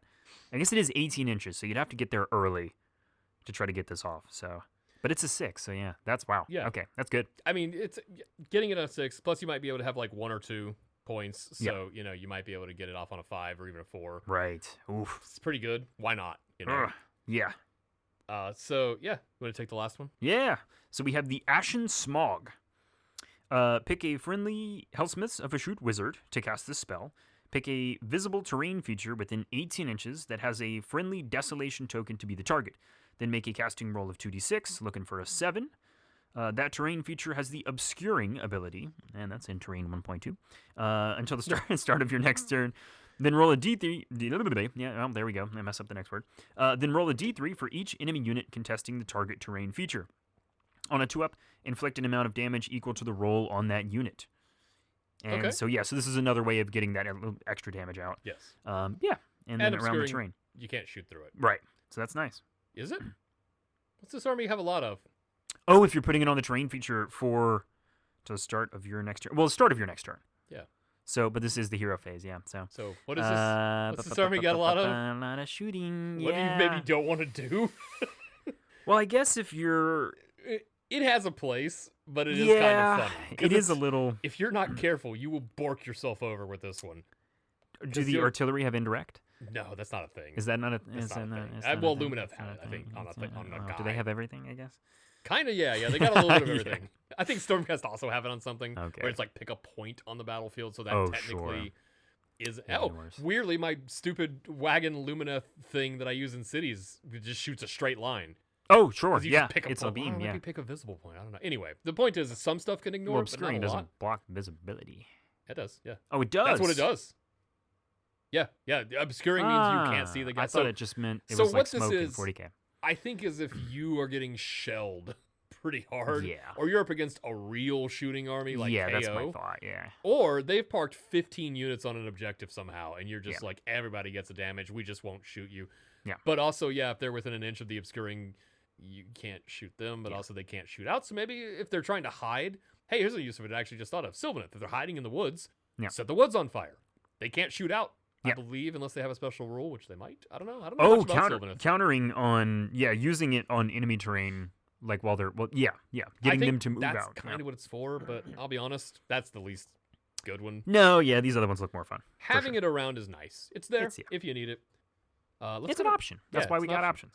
Let's go to prayer next, because the prayers are good, and then we're gonna get into the meat. We'll probably take a super fast break, and then we'll get into the units. Sounds good. Because we have 3 commercials, and I guess we should put 2 of them in the show. Sure. I don't think anybody cares if we put any of them in. Maybe I'll just not put a commercial in. I'll just put a sound clip from something. Oh, okay, just to see if anyone's paying attention. Alrighty. Well, prayer lores. Let's go to prayer lores. We have Storm of Obsidian Shards. Pick a friendly Helsmiths of Hashut priest to chant this prayer. Pick a visible enemy, right? Yeah. I was gonna see how long I could try to make that happen. That's pretty good. Visible You're Porky Pig in that. Visible enemy unit within 18 inches of them to be the target. Then make a chanting roll of d6, looking for a 5. Inflict d3 mortal damage on the target, and subtract 3 from the target's control score for the rest of the turn. If the chanting roll was 10 up, you can pick another eligible unit to be a second target. I've just realized that maybe you are not aware of how prayers work in Age of Sigmar. Oh, yeah, no, I'm not. Anything that has prayers on it. So prayers, you build up the points over time. So you can do a prayer that just gives you points, and then they just stay on the guy. So you can save up to guarantee that 10 up. Yeah, basically. I was wondering. I was like, I'm seeing a 5 here, and I'm like, damn, I'm not taking that. That's rough. 10 up, you got to cheat. Yeah, what the hell? Yeah, roll a 6, I rolled a 10. I forgot. Yeah, no, I've never played with prayers yet. So yeah, so prayer, and I don't think I've ever used any. Yeah, I don't have anybody. Never have prayers. Yeah, this has weirdly never come up. No. Who has prayers? Yeah, haven't used any of them. No, okay. Because I played that Reclusian army that just didn't do anything half the game anyway, so didn't have to. Yeah, so you build up prayer points. Okay. So you pray and you gain points over turn. So like the goal would be usually your priest the first turn are starting their prayers, and second turn they can get off spells. They can get this off for sure, but then like third turn you can get off the big boy version of it. It's a horde buster. That's what this is. Yeah. Because subtracting 3 from their control score, it's going to be good on like infantry stuff and little things like that. It's pretty good. They actually have 2 kind of things that are good for busting hordes in their prayer. The one other hero or something. Oh, yeah. Oh, just in the prayer, yeah. And I'll talk about the second one now. Oh, this is the Black Flames of Hashut. Okay. So it's a prayer value of 4, and it's pick a priest and then a visible unit within 12 to get it. So a little shorter range. Roll a dice number. Everybody has access to this thing at some point in their book, pretty much. Roll a number of dice equal to the models and the target unit for each 5 up to take a mortal damage. If it's an 8 up on the prayer casting, inflict 1 mortal damage for each 4 up instead. Yeah. So this is the thing where it's like, oh god, 40 not Stormborn, I think they're only 20. Well, 40 clan rats are about to just be in my way. Do this and try to knock out half of them. Yeah. Yeah. And it's unlimited. That is unlimited, yeah. I just saw that. Everybody be praying. Yeah, I can't go wrong with that one there. That's a very good get shit out of the way move. Yes. And the last one. Furnace Blessing. So pick a friendly Helsmiths of Hashut priest to chant this prayer. Wait, I shouldn't have to read that every time. Pick a visible unit wholly within 12 inches of them to be the target. Then make a roll of d6, looking for a 4. Add 1 to the Rin characteristic of melee weapons for the rest of the turn. If the chanting roll is 8 up, they also have crit mortals. So that's big. And this is, again, melee weapons. So turn your swords on. Everyone. Yep. Activate your swords. Pretty cool. Yeah, when we get into some of the melee stuff, they've got not a ton of attacks, really. They're not going crazy with them. Mm-hmm. But, you pack a unit of 20 of them, that's 40 attacks. Yeah. Fishing for 6s. They don't have Rend unless, one of them has, like, anti-charges. So they have a little ways to get Rend, but Rend stacks, so it's not bad. Yeah. Get a little bit. So overall, real fast, their prayers and lores and spell lores are good. Mm-hmm. I think they're all solid from my perspective. Cool. Like even the one that's a little goofy because it blocks your shooting. Maybe that there's flank a place you're not worried for it about. somewhere. Yeah. And I mean, honestly, targeting enemy terrain and then obscuring that so they have to move off of it. That's pretty nice. There's a use there. I think. I think a smart player can use it to block something and make somebody have to move closer to your guys, maybe, or get off of an objective to where you can walk into it. That's good. Because also, you could. Because it damages enemy units, but not yours. Yep. So if you've got guys on an objective and they're getting shot to heck, you can obscure the objective while they're on it. And just stand there. Then turn them to a statue. Just beat up your guys. This army is all about just beating up your own guys. Kind of funny. It works, though. It fits their lore. Just run all Hobgrots and then do these, How did you know the list that I wanted to build? I can feel it. For this. I wanted to build a list that was almost all Hobgrots and then just big guns, but you can't get to them. Yep. Because there's too many Hobgrots. That's pretty fun. Yeah, and that's cool because you don't have the list building rules that won't let you do that in 40K. No, so AOS, they want you to go goofy. Yeah. Build a bad list, they say. Cool. Have fun with it. It's your game. Yeah. Run something terrible. You won't win, but your opponent will look down and be like, Yeah, I yeah. don't Just, want to do this. They see you start taking movement trays out, and it's just constant back to the I think box. you just reach into like the sound of like digging through the Lego bin happens, and then you just Oh, pick up a handful of hopcrots and just put them on the table. Just kind of you shake them out, and they sort of fall, and you go, that's a unit of 10. Yep. All right, that's good. That's yeah. Well, hey, let's take a super fast break, get into the units, and we'll talk units real fast. Oh, you know what? Actually, before we do that, let's talk about, you're going to have to go hunt in the app for this. I'm throwing you a curveball, buddy. All right. I'm skipping Path to Glory. It's cool. It's there. Let's talk about the armies of renowns. Okay. And regiments of renowns. So these are ways that, if you don't know, you play the army a little different, a little backwards, kind of. Okay. Ways to flavor it. They're both kind of cool. Honestly, I don't know if they're the Seeker of the Dread Dirge and Curse Steel Battery. No, that is a regiment of renown. Well, shit. You need an army of renown. Well, but we can do regiments first if you're already there. Well, shit. I'm going back and forth. All right, regiments. I'm at regiments now. Okay, Sorry. all right. So we're gonna look at Tars, Grand Forge Host first. Okay. Wait, that's an army. Yeah, Army of Renowned. Yeah. Okay. Sorry. Go back to Forge Host. No, we're good. We're good. All right, so Army of Renowned Tars Grand Forge Host. Yeah. This is Uruk Tar, which is your big guy on the bull, mechanical bull thing. The mechanical bull. Whoa, that's a good no. The bull from the computer. Yep. No one's going to know what that is, but we know what that is. That's pretty awesome. Yeah, That's someone might. That's my new guy. Someone That's so might. awesome, How do they know? I don't know. I would be impressed. No one that works here listens to this show. Yeah. None of them do. Because I've insulted everyone here. Yeah. Yeah. Including you. Yeah. Oh. All right, so this one, so Army of Renown, if you don't know, you're the surrogate for the audience here. Yeah, I am. Yeah. So this is your list building is limited to a certain amount of units. You don't get a lot of choices. It's kind of like Big Boy Spearhead. Yes. Like you kind of play it this way, but usually you have special abilities that make up for it. Okay. So in this one, you can only include Uruk Tar. Well, you have to include him, and he has to be your general. Right. This is his guys. You can include any non-Hobgrot infantry, any non-Hobgrot, or any non-hero war machines, and you can't include regiments. Mm-hmm. So, like, you can't have Hobgrots. Okay, sure. He doesn't like the grots. And you can't have Cav. Okay. That's it. That's kind of a weird distinction. But you can have war machines. Okay. So you can have guns and stuff. Lots of guns. So this one, the way this works is as you don't do demonic power points. Take your DPPs, throw them in the trash. Okay. Which is funny because half your units are not going to be like, what do I do? Yeah. This one has things that as the game goes on ramps up. So same idea as the other army. So you have Rising Fire, which is your passive. The following cumulative effects apply to friendly units in each battle round. So here's what they do real fast. All right. Battle round 2, every unit has crit 2 hits on their weapons. Every weapon. Right. Battle round 3, add 1 to casting rolls. Battle round 4, crits are scored on a 5. And battle round 5, add 1 to the power level if they're wizard or priest, so 1 extra spell or prayer. Oh, wow, yeah, okay. So that's your ramp up. If it were me, I feel like the power level one should have been lower. That's a weird one to get on turn 5, because that means you're going to get 1 usage of it, kind of. Yeah. But maybe that 1 usage is all you need to clinch victory. You want to take the passive? Do you have the passive pulled up? I'm looking at Masterful Daemon Works. Yes. So yeah, friendly Grand Forge Host war machines have ward 6 up. So yeah, a little extra toughness there for you. Your guns and your hog. Your hog is tougher. You gotta have that tough hog. Yeah. So yeah, that's nice. And then once per turn army in your movement phase, you can pick a friendly non-hero Grand Forge Host infantry that has been destroyed, and for the single cost of 1 command point. Yep. You can set up a replacement unit with half the models, wholly within 6 of a battlefield edge, and more than 9 from enemy units. That's also something that a lot of armies get. I see a lot of that, yeah. Summon in guy. Yeah, Dark Oath, you do that like every turn. Sure. Because all your guys are dead, so you just continuously run 20 guys in from the side. Sorry, so you got your heroic trait. You know what your choices are? You get 1. I'm sorry? Oh, heroic traits. Yes. You get 1.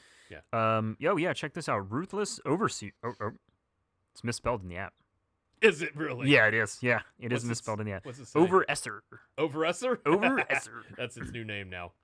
Each time a friendly Grand Forge Host unit wholly within 12 inches of this unit uses the rally command, you can make 3 additional rally rolls. So, yeah, you can stack. Well, no, I guess you couldn't stack this up because this replaces the other roll. So never mind. But if you want to spend all your CPs to rally all your infantry, you could have all your units get back. It's a lot of dudes extra back, yeah. D6 guys. That could be pretty good. I think it's funny. A, that they misspelled it, and B, this reminds me of the time where the app had a big bug in it where I want to say the damage profile of something was the eyeball emoji. Oh, And so everyone was like, what happens? I'm rolling eyeballs. What yeah, happens? that's scary. How much damage do I take? Eyeball. Just stabs him in the eye. Hey, you want an artifact? Good, you get one. Shut up, here it is. Oh, okay. It's a talisman of obsidian, and you subtract 1 from hit rolls for attacks that target the unit. All right. Okay. Well, that's pretty Boom. good. Okay. Yeah. You can't put it on Orc Tar, but if you had another big guy on Bull, it's pretty good. Mm-hmm. Then you got some spells and prayers. Okay. You want to tell me about some reinforcing? Tell me about that Demon Steel. Reinforce Demon Steel. Pick a friendly Grand Forge Host Wizard to cast a spell. Make a 2d6 roll here, looking for 7s. Until the start of your next turn, ignore. Thanks, Mattia.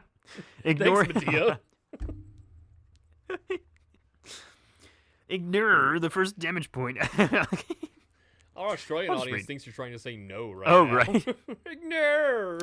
Ignore the first damage point allocated to each friendly Helsmiths of Hashut unit in each phase while they are wholly within 12 inches of the caster. So this is unlimited as well. Yeah. So you guys can be real tough. You guys are. This is the army that wants you to just have a bunch of guys and they're standing still. Right.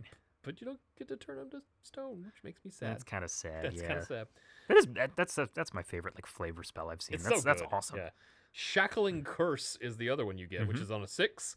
And it's a visible enemy with an 18. For the rest of the turn, the target's attacks cannot score critical hits. That's if you got somebody with bad critical hits, like they're critical hit, mortal 2 damage or something. Right. You know, turn that off. Also, Fire Slayers have that on a lot of stuff, so that's kind of that's good for that. Yeah. This army is about walk a bunch of guys up, sit on an objective, do not move, don't die.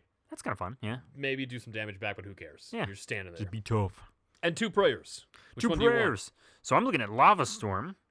So pick your guy and then pick an enemy unit and roll 6 dice. For each 6, pick an additional enemy unit to be a target.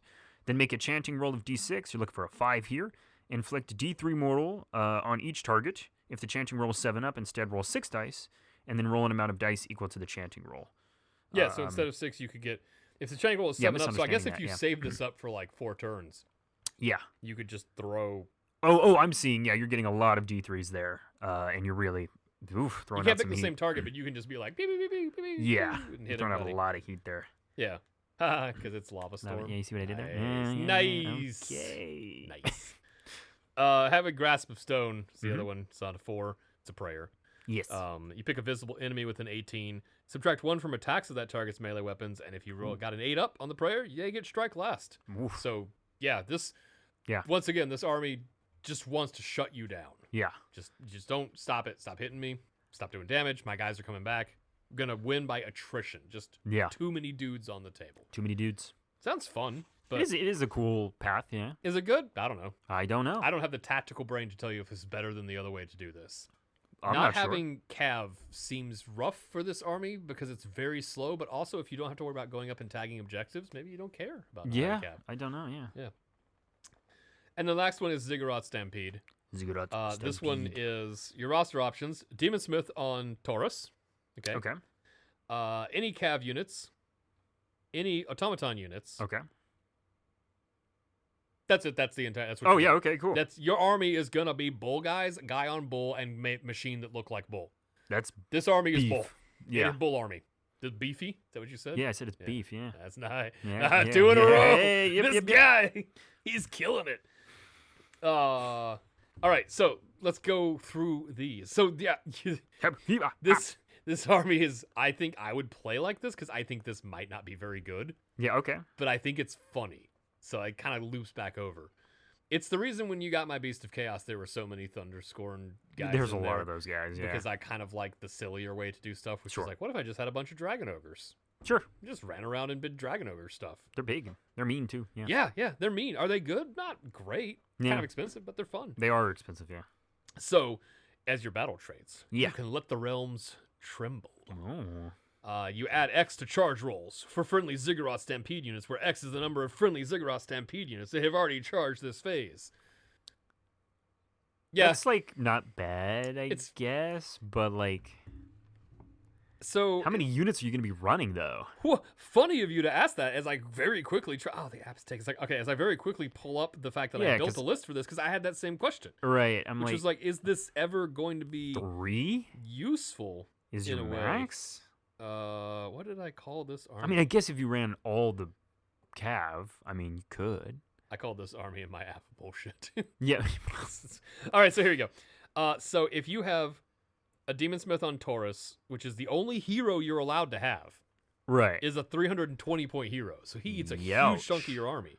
You can do, as an example, 1, 2, 3, 4 Bull Centaur packs, so packs of 3. So 4 packs of 3, 2 packs of Anointed Sentinels, and then 1 Dominator Engine with Immolation Cannons. And that puts you at 1910 points. Yeah. So, ouch. If you, on your one turn, you can eventually have like +5 to charge on a guy. Yeah. So I guess everybody's getting into the fight. And on the charge, we'll get to it, but the Bull Centaurs do a lot of damage. So like... Yeah. Wanna... I guess, and I was thinking just for the cav. This is Ziggurat Stampede, so it's everybody. Yeah. So it's not just your cav. Okay. Well, your army is only cav, so... well, cav and then the Dominator the engine. Bull guy's like, just running behind it, chugging along. So yeah, that's kind of cool. So what else can you get? Break them, one and all. Any number of friendly Ziggurat Stampede units can use the power through command in the same turn. That's good. So multiple power throughs. Yeah. Limited by your command points, obviously. Sure. But like, yeah, so you hit a guy. That's kind of cool. At the end of the turn, they get to move and can run around and do some more damage to some people. So like, the army wants you to just continuously be charging and moving around. Right. Then you can run Roughshod for 1 CP. You pick a friendly Ziggurat Stampede unit in combat. It can shoot and or fight even if it uses retreat, and no mortal damage is inflicted by retreating. Well, why would you want to run away, you say? Go charge into something else. Okay, you're in a fight you don't want to be in. Yeah. You're stuck in 40 skeletons, and you want to get out and go try to get that Necromancer or something. Yeah, that makes sense. Yeah. Hey, what's my heroic trait going to be? The heroic trait, let's take a look-see. I should have been pulling this up 2 seconds ago. Are those on different pages in the app? They That's are. silly. It's like 2 pages in the book. Yeah. There's a huge picture of a guy on here. This is 1 page of stuff. That's such a cool looking model. It's too I bad really it's like thought this. Yeah. It looks so much bigger than it is in real life. That always happens with AOS stuff. The dudes look huge, and then he's no guy. Yeah. He's no guy. But I really almost thought this said Raging Anus, but this says Raging Animus. Lava Storm. Taco Bell's back, baby. Oh, if you got the beefy... I could even finish cheese that. burrito Yeah, of the army. the bean, cheese, and rice. I feel like I'm looking too far away from the mic. Each time you make an unmodified save roll of 1 for a combat attack that targets this unit, inflict D3 mortal damage on the attacking unit after the fight ability has been resolved. Okay. So you can. They're going to try to kill your big guys because they have to. So do a little damage back. Yeah. And one of them is going to get the Visage of the Great Bull. That's his artifact, which is in your charge phase, you add 1 to the number of dice rolled when making charge rolls to this unit to a maximum of 3. Yeah. That's pretty funny because that should be the guy that you charge last. Yeah. So you're like, here's a 3d6 plus 9 charge. He's going the table. Yeah. And that thing that you thought was safe on the other side of the table is now fighting one of these giant bulls who are pretty devastating in combat. Okay, yeah. That's kind of fun. Like I think that's what you do, and then you just like, goodbye, and he just sails across the table. That is a cool image. One city's command squad is standing on the objective and like, oh no, and just obliterated. Yeah. Hey, they got a spell. Yeah. What's that spell do? Burn to ash. That's oh, okay, yeah.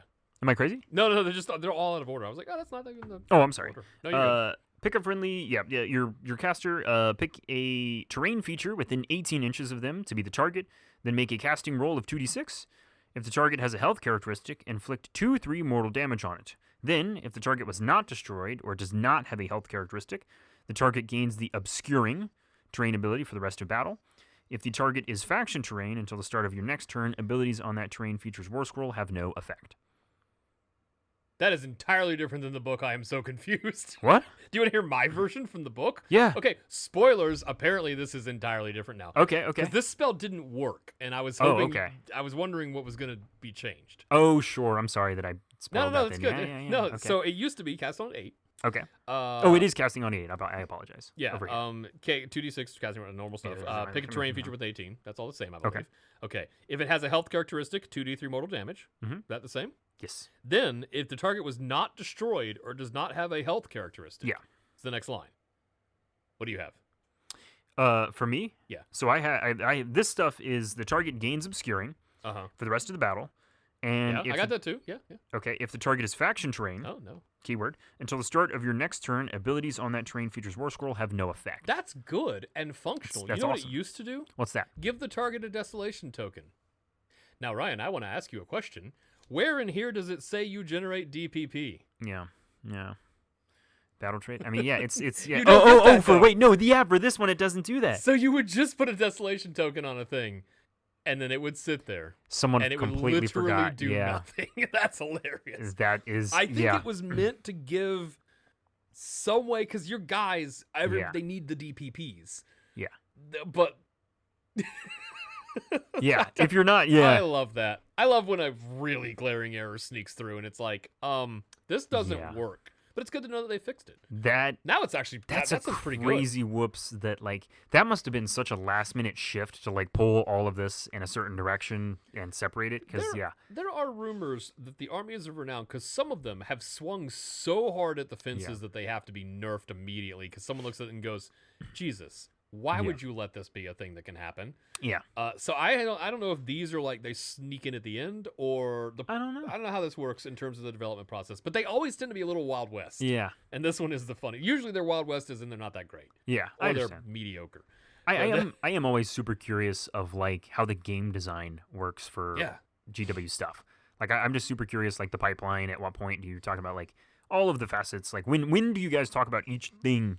I'm curious. Yeah. But yeah, no, you don't get to see too much. Hey, James Warshaw, come on the show. That'd be so cool. That'd be come so down cool. here and talk about the game. Talk to like the actual developers and stuff. Because I feel like I don't know. Everything I see with them, this is not a slight on them at all. It's obviously it's PR. Everything I see on them does seem to be like Warhammer interviewing Warhammer on stuff. And it seems like the kind of interview where it's a little structured. It's like, tell us about your favorite thing. Well, the great thing about Age of Sigmar is that you can do, and it's like, it the feels classic, the marketing. Yeah, it's kind of done like that. And I want to bring them on and go, what is Boo-Boo?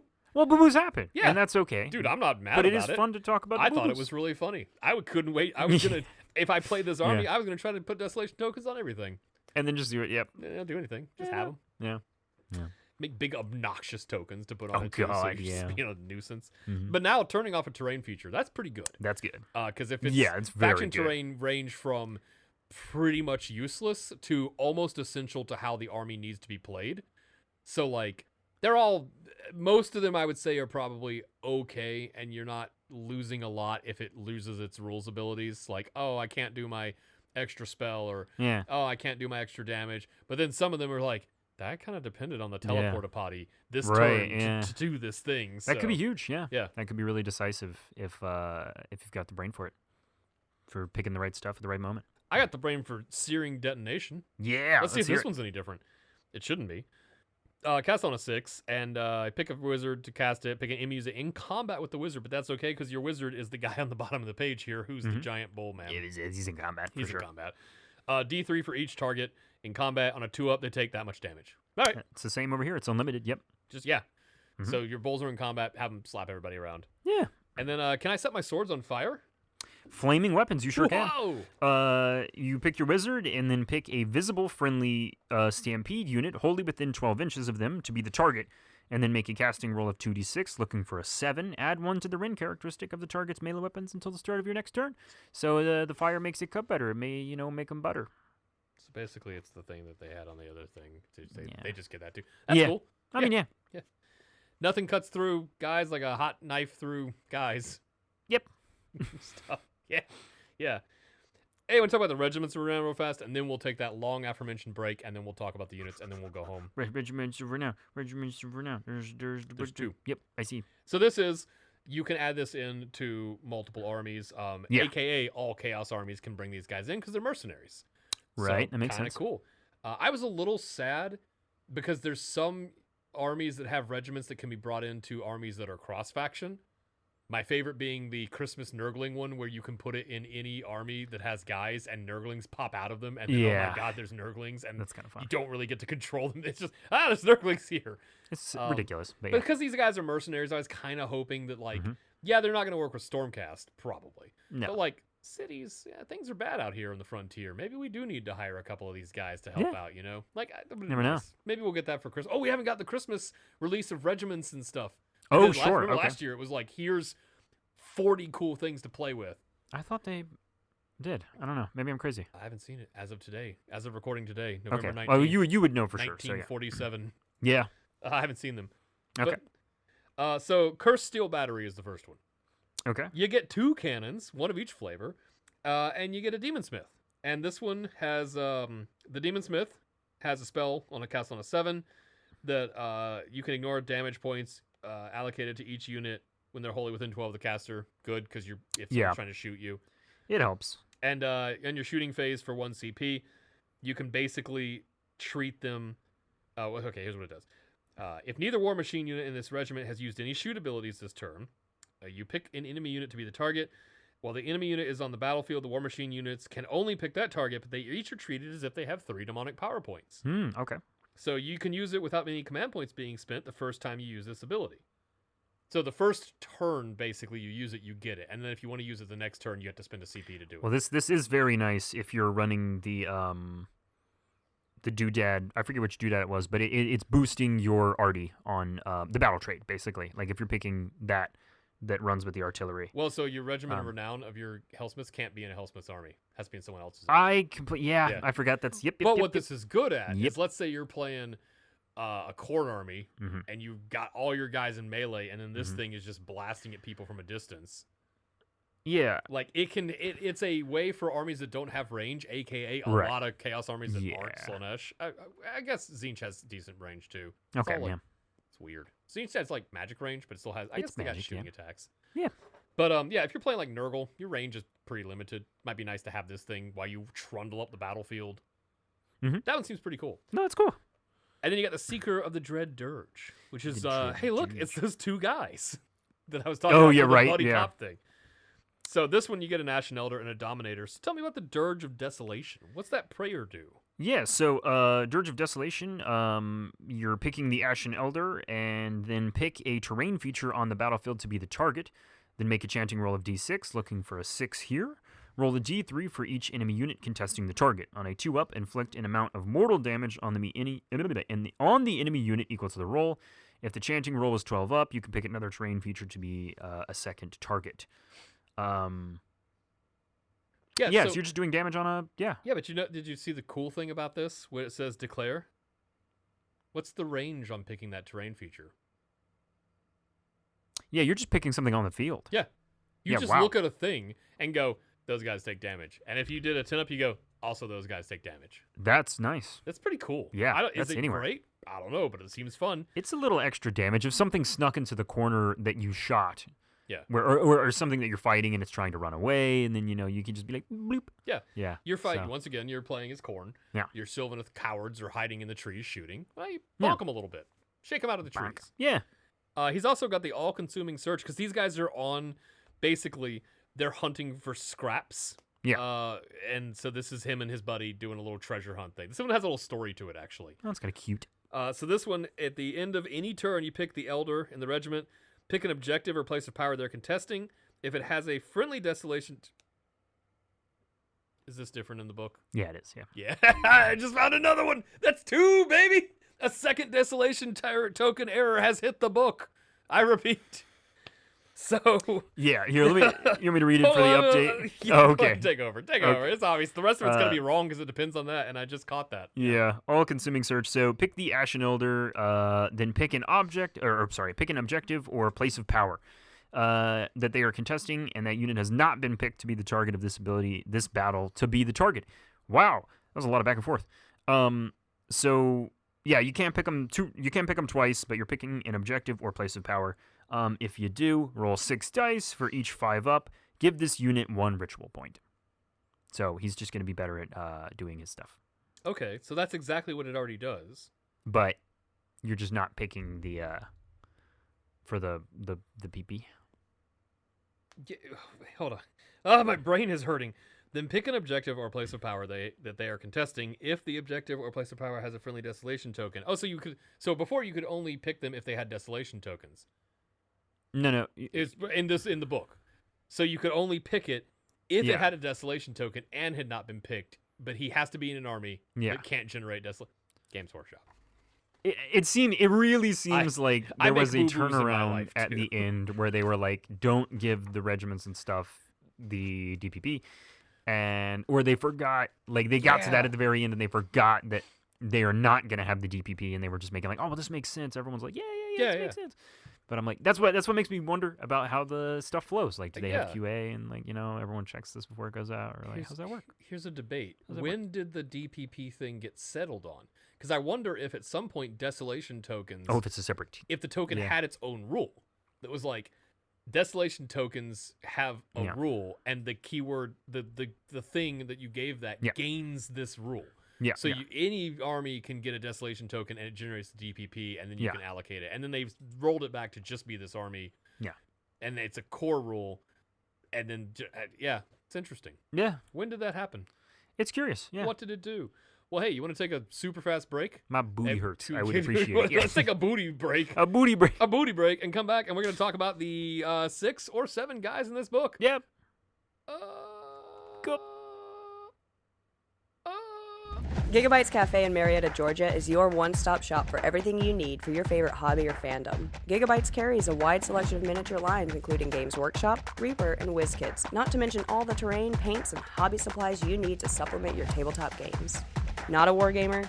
The cafe boasts an ever-growing selection of hundreds of board games, TCGs, CCGs, and other nerd-based acronyms eager to join your collections. So what are you waiting for? Go to gigabytesonline.com and start shopping now. And we're back. And hey, Ryan, we've talked about some rules here. Yeah, we have. But we got to have some guys to use these rules on. Yeah, I don't know what I was about to say. Using guys is awesome. Yeah, let's do that. Is awesome. Oh, this is a very different podcast.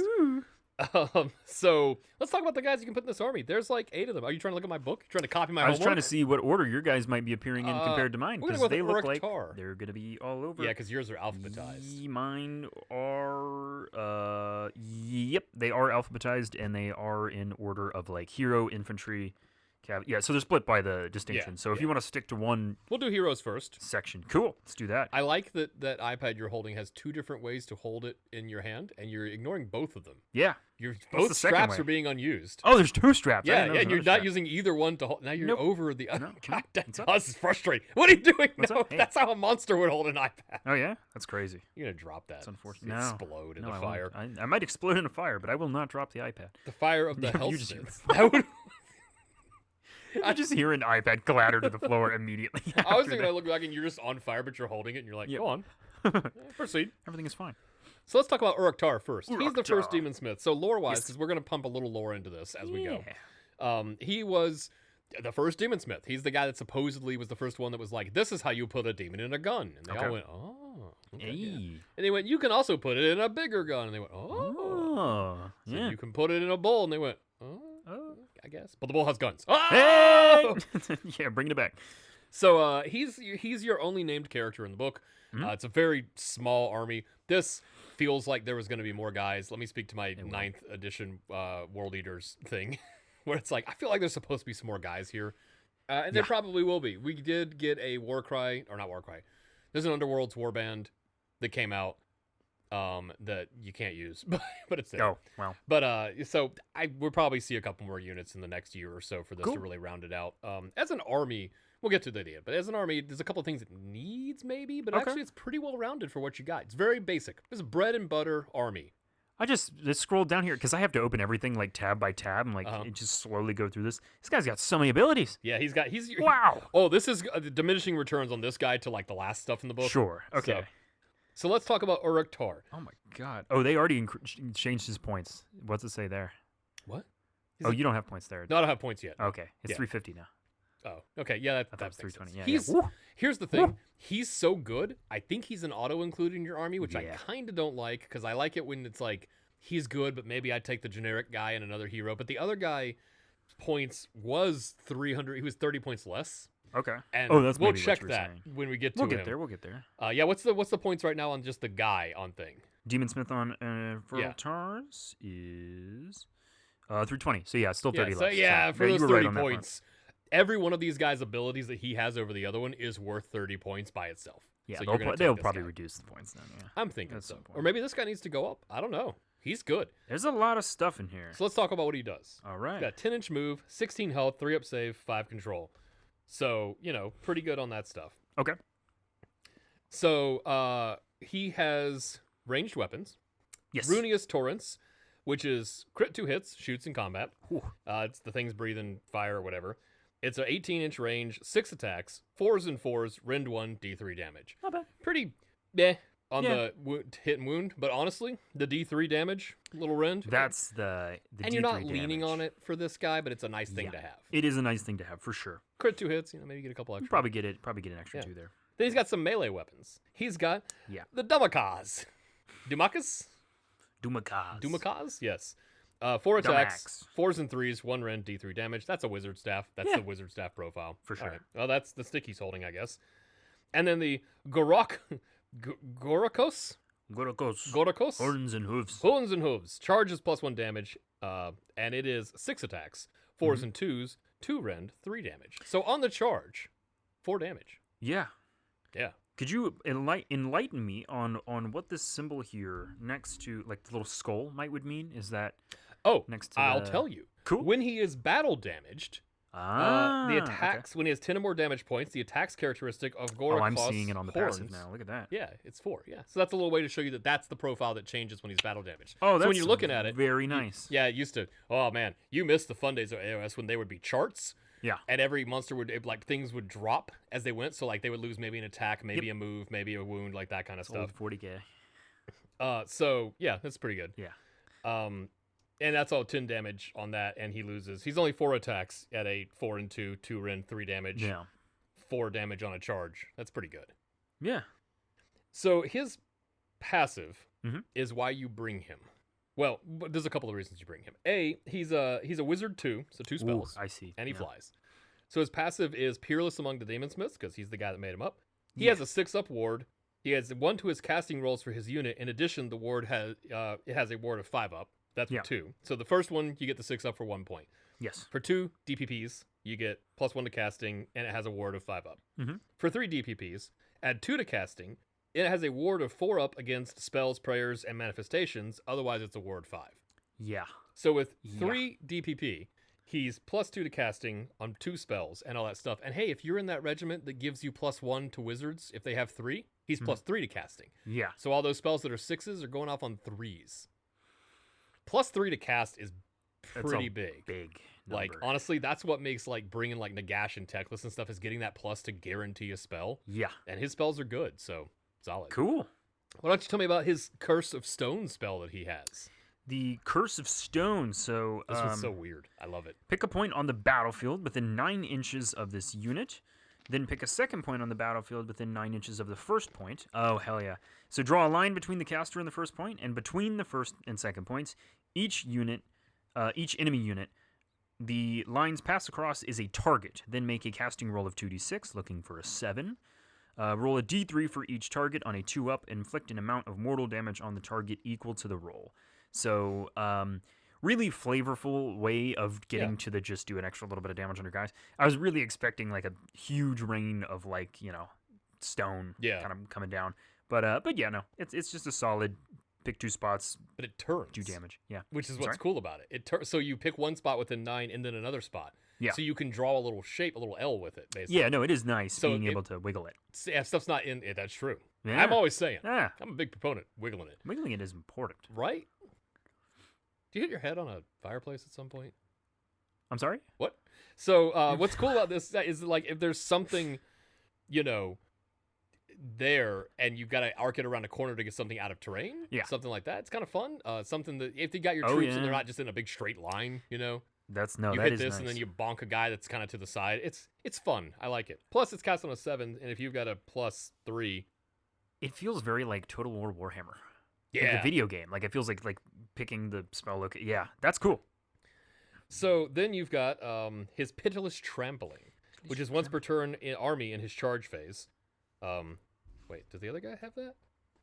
Then why does it matter if it's once per turn army if it's only on a named hero and you can only have the one named hero? Oh, just in case you find another way to do it. I don't don't know. know. Yeah. I don't know. Anyway, this book's funky. I'm liking this book. It's if he charges phase, you pick an enemy within 1 inch should be the target. Oh, inflict once per turn, any charge phase. Oh, any charge phase. You're right. That's why. Yeah.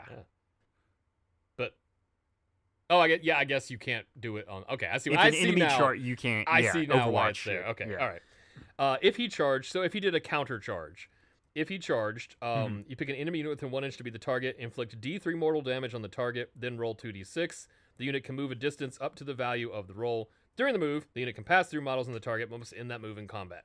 Cool. So, like, he charges, and then he does D3, and then he can move again. Cool. He can fly over and get ready to, like, really mess up a back line or something. Yeah. That's pretty good. And he's also the master of demonic power. This is his other reason you bring him. Yeah. So this is the one I saw earlier. Remove up to 3 DPP in total from any combination of friendly units wholly within 18 inches of this unit. Then allocate them to a different friendly non-Hobgrot Helsmiths of Hashut unit wholly within 18 inches of this unit. So you're basically just reallocating your DPP. But did you see when that happens? So, enemy hero phase. Yeah. So you can do this when the enemy's going. So on your turn, your guns are using those, and then when your enemy shows up, you pop them on the guys that need to be in the way with extra defense or something. Yeah, that's pretty nice. Yeah. You slap him on him, and then you use the CP to cast a spell out of turn and get +3 to that spell. Yeah. Like, that's a powerful ability, just moving that stuff around. Oh, yeah. So, yeah, he's so good. Nice. I think you probably bring him. You should. Honestly. Yeah, the model looks awesome. The model also looks cool. And he's got a little friend, too. The Demon Smith on Infernal Taurus is the next one. Infernal Taurus. Okay. So this guy, 10-inch move, 15 health, 3 up save, 5 control, so 1 less hit point. He has Hurled Demon Fire, which is crit 2 hits, shoot in combat for his range. It is 18-inch range, 3 attacks, 4s and 4s, 1 rend, D3 damage. Yeah, so about the same. About the same. He has an Infernal Staff, which is 3 attacks, 4s and 3s, rend 1, D3 damage. Yep. And then Horns and Hooves, which is 6 attacks, 4s and 2s, 2 damage, 2 rend, 3 damage, charge plus 1 damage. Hey, look at that. It's basically the same thing, except 1 less attack. Yeah. With his wizard stick. The wizard stick. So battle damage, 10, such as Horns and Hooves down to 4 again. And I'll do Unholy Stampede first. Because this is the one this is the interesting thing that he has that the other guy doesn't have. While a friendly Cav unit is wholly within 12 of them, they can use retreat and charge, and no mortal damage is inflicted from the unit when they retreat. So remember that Army of Renown that lets him bring just a bunch of bull guys. Yeah. They can all be retreating and charging every turn. Yeah. That's, It's pretty good. It's pretty fun. Tell them about his resilience. It's the same as the other guy almost. Yeah, it pretty much is. Demonic Resilience. According to the number of DPP the unit has, you're going to get the effects a little differently. So when he's got 1, he has a ward 6 up. If he's got 2, he's got a ward 5 up. And if he's got a 3, he's got a ward 4 up against damage inflicted by spells, prayers, and abilities used by manifestations. Otherwise, it's a 5 up. Yeah. So pretty good. Not bad. Not getting the bonus to casting, but he's still got the ward. Yeah. So yeah. So remember, in the army that doesn't generate demonic points, though, it doesn't matter. So you just kind of ignore that rule. It's nice. And that once per turn army, end of any turn, Immolating Presence. You pick an enemy unit in combat with them and roll a dice. If it exceeds the target's health characteristic, 1 model is slain. That's good. Oh, wow. Because that's roll a dice. So you could roll a 6. Take out a 6 wound something. That's mean. Yeah. You've got some really big infantry. That's a fun one. But if anything, you can guarantee, like, hey, I've got a couple of 2-wound units on me. I can probably take one of them out just by hanging out. And that's his Rampage. Yeah. Which is weird, because Rampages usually happen in the charge phase. But that one happens at the end of the turn phase. Yeah, just a weird. I don't know of a lot of ones that do that. Interesting. A little something funky. A little funky. Hey, guess what? We have 3 more heroes, and then that's it for heroes. Yeah. That's all you get. Which one do you want to do first? Let's do the War Despot. Okay, good. That's the first one in the book. Hey. It's like Home Depot, the War Despo. Dispo. Yeah. It's not depot, it's depot. Or wait, no, it's the other way around. What? That is a local dentist office back in like my hometown. It's like it's a constant. It's always at the movie theater. It's like it's not depot, it's deep. Whatever. Anyway, your War Despot here. He's got a 4-inch move, 6 health, 2 control, 3 up save.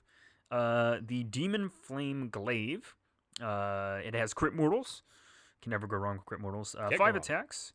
3 ups to hit, 3 ups to wound. Rend 1, 2 damage. So not bad. Yeah. That's pretty solid.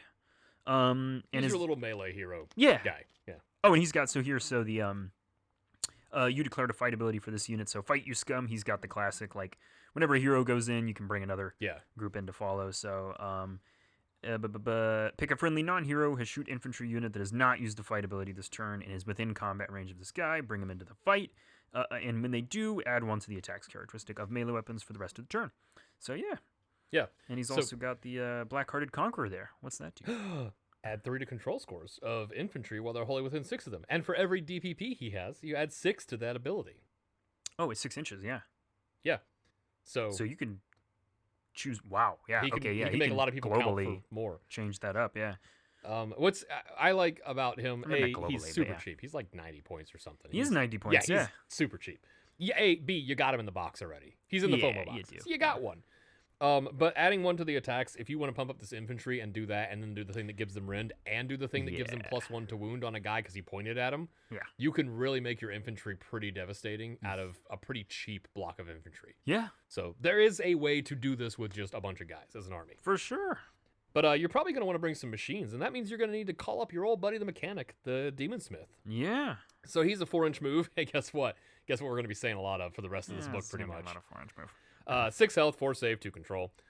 He's got Hurled Demon Fire, crit 2 hits, 18 attacks. Hey, guess what? I think it's the same as it's the same as the other guy's Hurled Demon Fire. Yeah, it really is. Literally has 3 attacks, 4s and 4s, 1 rend, D3 damage. Not shoots in combat. I guess if he's in combat, he can't be throwing fireballs. Funny enough, that is errated. He does have shoots in combat now. What? Yeah. So. Never mind. Yep, they I did add guess that. he turned on his flame hands. Yeah. So he's also got a Dark Iron Talon, 3 attacks, 3s and 4s, rend 1, D3 damage. And he's got, I'll go ahead and just do his ability, because he's got 1. Yeah, he's only got the 1. Molten Mending. Pick, once per turn, army, your hero phase. My brain broke at that for a second. I was like, once per army turn, your hero turn. You pick a friendly war machine within 6 of him, add 6 to the range for each ability of DPP he has, so, there you go, up to 18. Heal D3 plus X, where X is the number of demonic power points. So this is a guy, this is maybe the one guy that you have held that thing that gives him 3, but only once. Because your war machines have been in combat for 2 turns, and then on turn 3 you pop this and heal them D3 plus 3 and get it going, and it's a lot of points back. Yeah. D3 plus X is pretty great. This is also the guy you put in the pocket with the bodyguard with the other guy, and he's just helping his buddy out. That's good stuff. That's only that's 110, so he's a little hefty. Well, granted, I don't know how that compares for AOS. That's pretty standard. Yeah, 110 is pretty cheap for AOS. Gotcha. Like any hero that's under 150 that does more than one thing is pretty good. He only does the one thing, but he does it pretty well. He does it well, so, yeah. That's about right. And then we got the Ashen Elder. We do. So for the Ashen Elder here, we got the same classic 4-inch move. 6 health, 2 control, and a 4-up save. We got the Black Hammer of Hashut as his melee weapon. 3 attacks, hitting on 3s, wounding on 4s. Rend 1, D3 damage. So not bad there. And we got 2 abilities. Yeah. So Extract Power. End of your turn. If this unit is contesting an objective, a place of power or terrain feature that is not, and that objective rather, holy shit, let me reread this. Hold on. You want to do another take on that? All right, camera's good? All right, let's go. Okay. Yeah. If this unit is contesting an objective, a place of power or terrain feature, and that objective, place of power or terrain feature has a friendly desolation token, give this unit 1 ritual point. What the hell is happening here? Hold on. So if he's standing on a thing, if he's contesting a terrain feature or whatever, a thing that has a desolation There's point. so many ores in this ore. There's... what is... So he's basically, on if something. He's on a terrain piece, an objective, or a place of power, which is a terrain piece with a special keyword for this season, and I think all seasons will have places of power from now on probably, he gets a unit ritual point. That's good. 1 for the player, basically. So he just gains 1. That's great. solid. No, that's good. I'm going to take the next one while you recover from that. Yeah. Stoked Fanaticism. You ignore the first damage point allocated to each friendly non-Hobgrot unit. They hate the Hobgrots. Each phase, while it's wholly within 6 of them, and you add 6, guess what? For every demon PP he has. They like adding inches per demon PP. Yeah, 6 inches, buddy. That's the average demon PP length. We got there, everybody. We got there. You were waiting at home. There was a counter going. There was a Deadpool on when we were going to say that joke. And we got there. Yes, we did. So, if you're wondering how you build your very traditional Warhammer army, here's your warrior, priest, and wizard hero. Yeah. That's it. That's what you get. This army is very bread and bones. Is it bread and bones? Bread and bones. That's it's very orky. bread and butter. Like, here's your unit. Here's what it does. This is kind of how you're going to build it. That guy's pretty solid. How much is he? He was For the Ashen Elder. 110, I believe. Because I don't trust anything I wrote down for Let me points or anything. confirm for you here. 120 points. Okay, yeah. Well, you know what? Their prayers are so good. I think that's worth it. Plus, just getting one for standing out on an objective, which is probably going to try to do anyway. Yeah. Pretty good. Pretty good. So then you have, let's see. I don't know what's next on yours. I've got razors on mine, the gun guys. So, we're looking at infantry here. So yeah. Oh, that's it for heroes. There you go. Yeah. With blunderbusses or flame hurlers? Let's go. Let's get on the bus. Get on Where the we bus. dropping, boys? Dropping on the bus. Alrighty, cool. What do we got here? Infernal razors with blunderbusses. No. Got a 4-inch move. Okay. 4-up save. Okay. 1 control. Ooh. 1 health. This is where I immediately get a little bit like, wait a minute. This army. 1 health. Yeah. 1 health for the boys. I guess they're little. They're little guys. Yeah. Aren't most of the Fire Slayer 2 wounds? Yeah. Yep, that's kind of that was my first thought. Yeah. Stormcast are 2, Orcs are 2, a lot of Chaos Warriors are 2. Yeah. Yeah, 1 feels a little, but there's some stuff you can do. Not for these guys though. These guys aren't surviving contact with the enemy, but that's okay because they've got the Grismalok Bunderblust. This sounds like somebody's just making up words. I mean, I know all words are made up. Yeah, I guess they are. But this one feels particularly like Warcraft, Grismalok Blunderbusses. Yeah, it does. Oh, that's fun to say. Yeah. Get me Grismalok Blunderbuss. Mm-hmm. So 18-inch range, 1 attack, 3s and 2s, no rend, 2 damage. No rend, you say. Shut up, I say. Shut up. I'll get to it. Okay. Some people at home. It's all aggressive. And then if you want to hit him with the butt, you can hit him with the butt. Can hit him with the butt, yeah. That's a 1 attack, 4 and 4, no rend, 1 damage. Yeah. That's a butt. So we want to take one of the abilities. Go for it. I don't know what order they're in on yours. Yeah, sure. I got Hateful Hail. Yeah. Once per turn, and this is during your shooting phase. If this unit used a shoot ability this turn and all of its attacks targeted the same enemy unit, that enemy unit is the target. Roll a dice, and it is a very silly way of wording so that. Dumb out of context. But if you target the target. Thanks, Madden. Yeah. Roll a dice and add the number of enemy models in the target unit slain by attacks made by this unit this turn. If the result is 6 up, the target has to strike last for the rest of the turn. So it is a weird way of wording that, but yeah, the target gets strike last. Yeah, if you kill enough guys, you could probably make the target have strike last. Mm-hmm. And how do I kill guys with no rend? Shut up, okay. I say. Shut, calm down. Hey, shh, I'll feed you, baby bird. Oh. So they have a passive, Manglers of Metal. Add 1 to the rend characteristic for each demonic PP it has. Hey. So if you give that guy 3, The larger the PP, the more rend. the more the rend. The more the rend. Yeah. So 3 rend on those shots. Yeah, still they're only 18 and it's a unit of 5. Yeah. So, ugh. Ugh. But and it's 1 like attack per. Ugh. Yeah, it's a shotgun. I guess. But if a shot gets through 2 damage, that'll kill a it Stormcast. is 2's to wound. So this is behind your infantry that's about to fight them, and this is picking off a couple of guys to give them strike last, so that your opponent then hits them, so that then that infantry the strike last is probably the biggest. Yeah. Well, what if I want to give them a flamethrower instead? What am I going to do with that? Is it going to be the exact same stat block? Yes, so we're going to skip that. You sure? Is it? So how about a Karag Thrun Flame Hurler? Yeah. 12 attack. Or 12 attacks. 12 attacks! 12 attacks! 12-inch range. Yeah. These are shooting combat because it's a flamethrower, so Sure. makes sense. That makes sense to me. 3 attacks, 2s and 4s, no rend, 1 damage. So, it's there. It is there. And then the weapon butt's the same.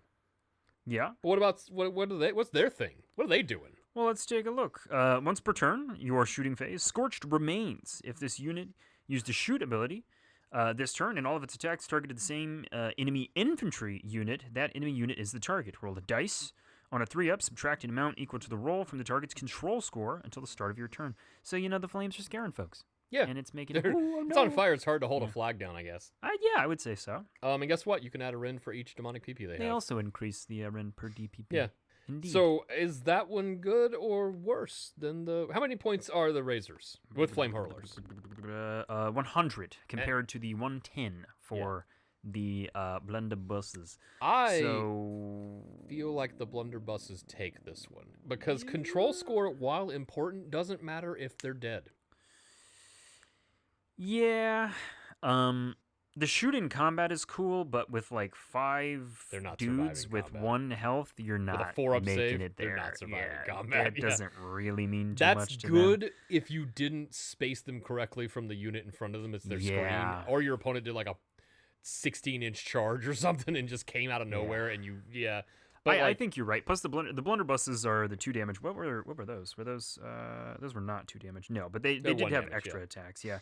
The blunderbusses 3s and 2s that feels a little better, especially with the 2 damage. So yeah. I think blunderbusses, once again, I'm not a professional player, so I don't know. Maybe Yeah, it's, no, maybe I that's don't not know. the right choice.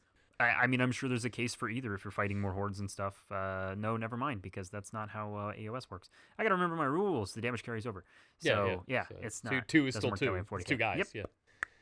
Yeah. Well, Yeah. so that's the guns. Let's talk about the guys with swords and or spears.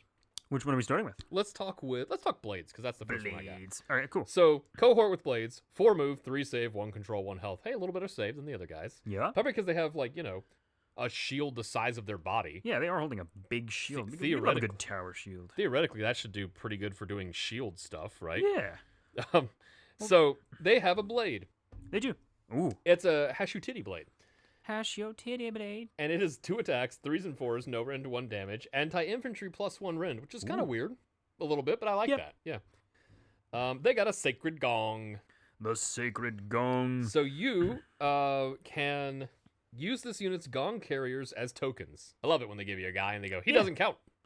It's a Yeah. Hobgrot. I don't know if you can see him in yours, but there's a little picture of him here. He's a little Hobgrot and he's wearing Oh, that's so great. he's wearing yeah. the gong as a backpack, basically. Which means this huge muscle guy just walks up and just smashes the tar out of him every Yeah. time. He falls over for sure. So if there's 1 gong carry for every musician in the unit, which is 1 per unit, or Right. 1 per 10, basically. If it uses rally, you can remove the gong to make an additional d6. So I guess he hits him so hard he dies, and that inspires a guy to get off the ground. He does. Yeah. Whoa!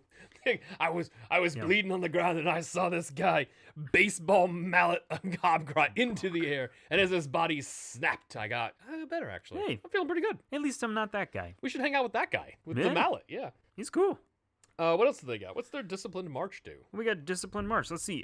When making run rolls for this unit, if you rolled a 1 to 3, or if you rolled 1, 2, or 3, you can use a value of 4 instead. So you're always getting at least a 4. Yeah, which is good because your movement is a 4. Yeah. So it sucks to run this guy and do 1. Mm-hmm. So Dwarves you- are natural sprinters, you know. So, yeah. Oh yeah. Is that a joke no, from a movie? Maybe. no, I don't know what you're talking about.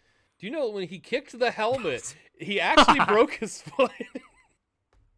I'm so glad that's turned into like the joke now. The one joke from Yeah. that movie, yeah.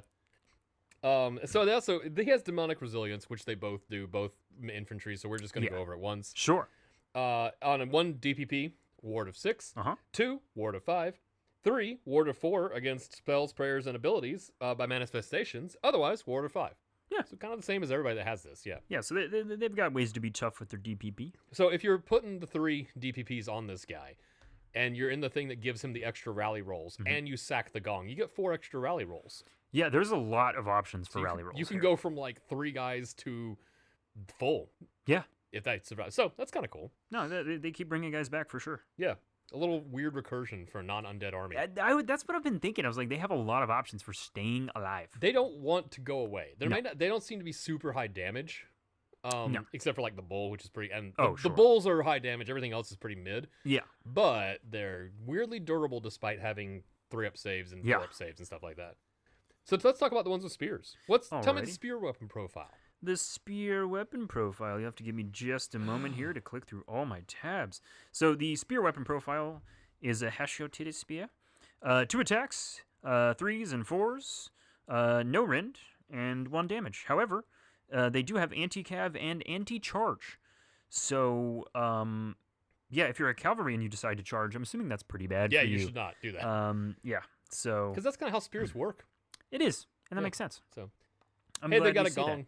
They do have the same gong, so that is pretty nice. And they also have the same demonic resilience we just had. So do you But- want to tell us about the conquered lands here? Why? I was hoping you'd ask. Oh, So, Conquered Lands is in your hero phase.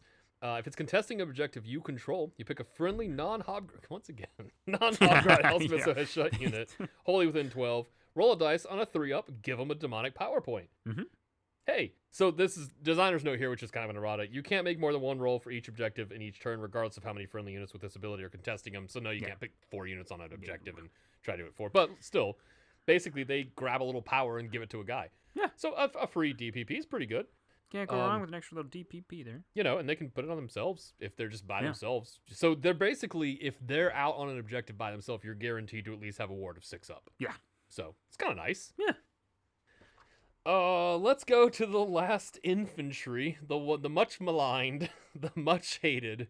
Nothing in this army actually works for you, but yet this is a very important part of your army. The Hobgrot Vandals with a Z, because Hobgrots are incapable of spelling anything correctly. Yeah. So they have a 5 move. Hey. What? Hey, they're fast. Gotta love that extra inch. 1 health, 1 control, and a 5-up save. Yep. They have scavenged weapons, which are 2 attacks, 4s and 5s, rend 0, rend nothing. Wait, 1 damage.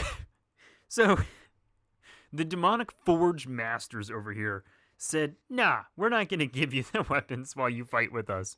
You're going to continue using the scavenged crap. Yeah, you have to find the stuff you picked up. Yeah. Because you are less than people to us in every degree. Yeah. Yeah, that's pretty good. Oh, and hey, what's their name for their ability shows exactly what they're for. Yeah. Yeah. So what is that? What do they got? Disposable lackeys. Yeah. So during the deployment phase, this unit can immediately use the normal move ability as if it were your movement phase. So they get a little scout move for you there. So you run 5, and then you run them another 5. You auto run them. You try to get like another 10. You get them on an objective. You mark that objective with the DPP. You have them stand there. Or you just get in your opponent's face or screen out your guns. Yeah. Like, there's for 70 points for 10 models. That's the thing. It's like they're so cheap. Yeah, nothing you do affects them, but who cares? They're just in the way. They're in the way for sure. You know? And so because it's during deployment, so you run them up. If your opponent, see, this army is weird. It wants your opponent to go first. Because A, you got to get in range of all my guns. And B, I got to get my Hobgrots up, have you run up, not charge and fight them. And then when it comes to my turn, I do my harness demonic power. And all those Hobgrots on things, I mark one, and then I get a point for it. Yeah. So that's what they're for. No, yeah, they're to get in the way. They're your screens. Also, a lot of the stuff right now in the battle pack we're using for the General's Handbook, there's a lot of the tier 2 and 3 battle tactics require have 3 guys in 3 different corners of the board or be on 3 different terrain. Like they're like go out and do stuff. Sure. This army is slow. It's not going out and doing stuff, really. Yeah, no. And if you use the next 2 units we talk about to go out and score objectives, you are missing out on what they're supposed to be doing, which is going and smashing stuff. Of course. So let's talk about the Bull and Anointed Sentinels. What do you want to start with? Let's talk about the Bull Centaurs first. Alrighty. They're straight up, you know what they're going to do. 10 move, 4 health, 4 save despite being entirely covered in armor and huge. I don't understand that. Yeah. Is that changed in the app? No. That is confusing. They do have the 4-up, even though they're wearing what looks like essentially full plate for a horse. They're wearing 2 full plates for a guy. The horse has full plate, and the guy has full plate. Yep. What?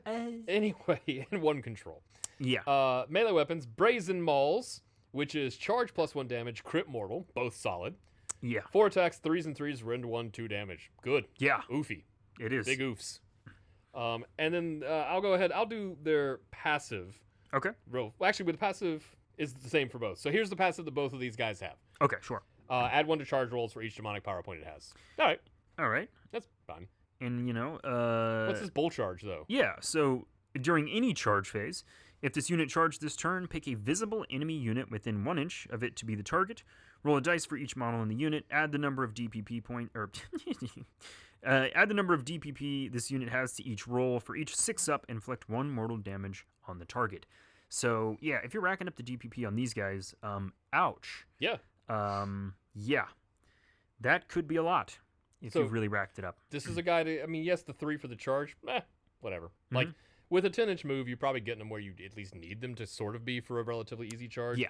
But being able to roll in, and here's the thing, there's only 3 guys in the unit. So at max, you're going to do 3 mortal damage. Because it's the number of demonic power points to the roll. So 3 models in this unit equals max of 3 mortal damage. But you've charged. Yeah. You do, let's say 2 mortal damage. You come in with those attacks. You do probably another 6 to 8 with that. You can pick up a unit pretty fast. Oh, I misread this. Yeah, I'm seeing now. Oops, I thought it was roll and then deal damage and then for each 6-up inflict. Yeah, I read it, but then yeah. Okay, I see. It's not as Whoops. good. You initially didn't go, wow, it's per DPP is the damage. No, it's not. But still, it's an extra little bit of damage. And remember, it's not bad. There are ways to make them retreat and charge and run and charge in both forms of this army that can bring them. That's where you're starting to get. Yeah, you're eking out the little extra damage across multiple instances for sure. And then we got the one that's the tactical one, you see. Ooh. The sneaky one. This is where the tactics come into this army. 4D chess. Yeah, I really like the weapon on these guys. I do too. Yeah, I like these guys. I like their big bull helmets, but then no shirt.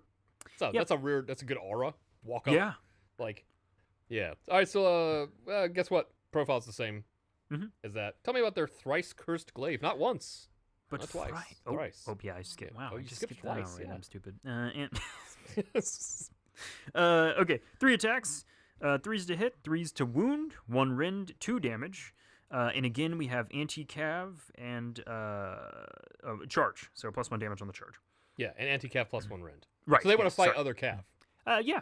But why would they want to fight other cav? Is there some way that they want to be charging for stuff? Why? Yes, and shut up. Okay. Stop interrupting the show, person at home, and listen. So if you declare a counter charge for this, they have strike first. Yeah. So your opponent charges you, you come out of left field with these guys, strike first, and now if it's cav that charged you, which they might be, you're hitting with rend 2, likely. And you're hitting with damage 3 on those attacks. Yeah. That is mean for cav. So this is one where maybe when your opponent's looking at charging in your stuff, you put a couple of DPP on them and you have them sitting behind your cav and you're like, come on, go ahead. Yeah. Because I'm going to add 2 or 3 to my charge, roll around the corner, and just bonk you before you get to hit me. Yeah. Pretty solid stuff. Yeah, those are cool. I really like those. I like those too. I wish that it wasn't financially irresponsible to build that list where you're just all the running guys. Oh, yeah. Hey, we have 4 units left. That's it. We do. This book be tiny. And both, guess what? 2 kits, 4 units. Yeah. They do have a lot of kit swappy dudes. 2, 3, 4, 5, 6, 9. There are 10 kits in this entire army. And Hobgrots is a generous one because guess what, Hobgrot people? Yeah. You want Hobgrots? Go find the Hobgrot Slittas from Cruel Boys. Yeah. No one knows that those aren't. In fact, they're wearing stuff from this army. They look fine. Yeah. Guess who has like 100 of those? You know. It's us. We got a box of them. We do. Yeah. So, like, that's why I was looking at this army, and I was like, how many Hobgrots can I put in the army? Yeah. But the thing is I ran out of heroes. I need more heroes. Oh, yeah. Because I don't have enough to make the Hobgrots happen. Do stuff, yeah. But I think I can get away with buying 1 guy on Big Bull, and then 1 priest, and then the rest of the army is Hobgrots. Is it good? No, but it's funny. That's a ridiculous amount of Hobgrots. Just running up the table. Yeah. Everything gets a desolation token. I have 3 units that can receive them. That's why they say you have to throw them away. They're like, we made so much money, my guys. Like, I can't carry it.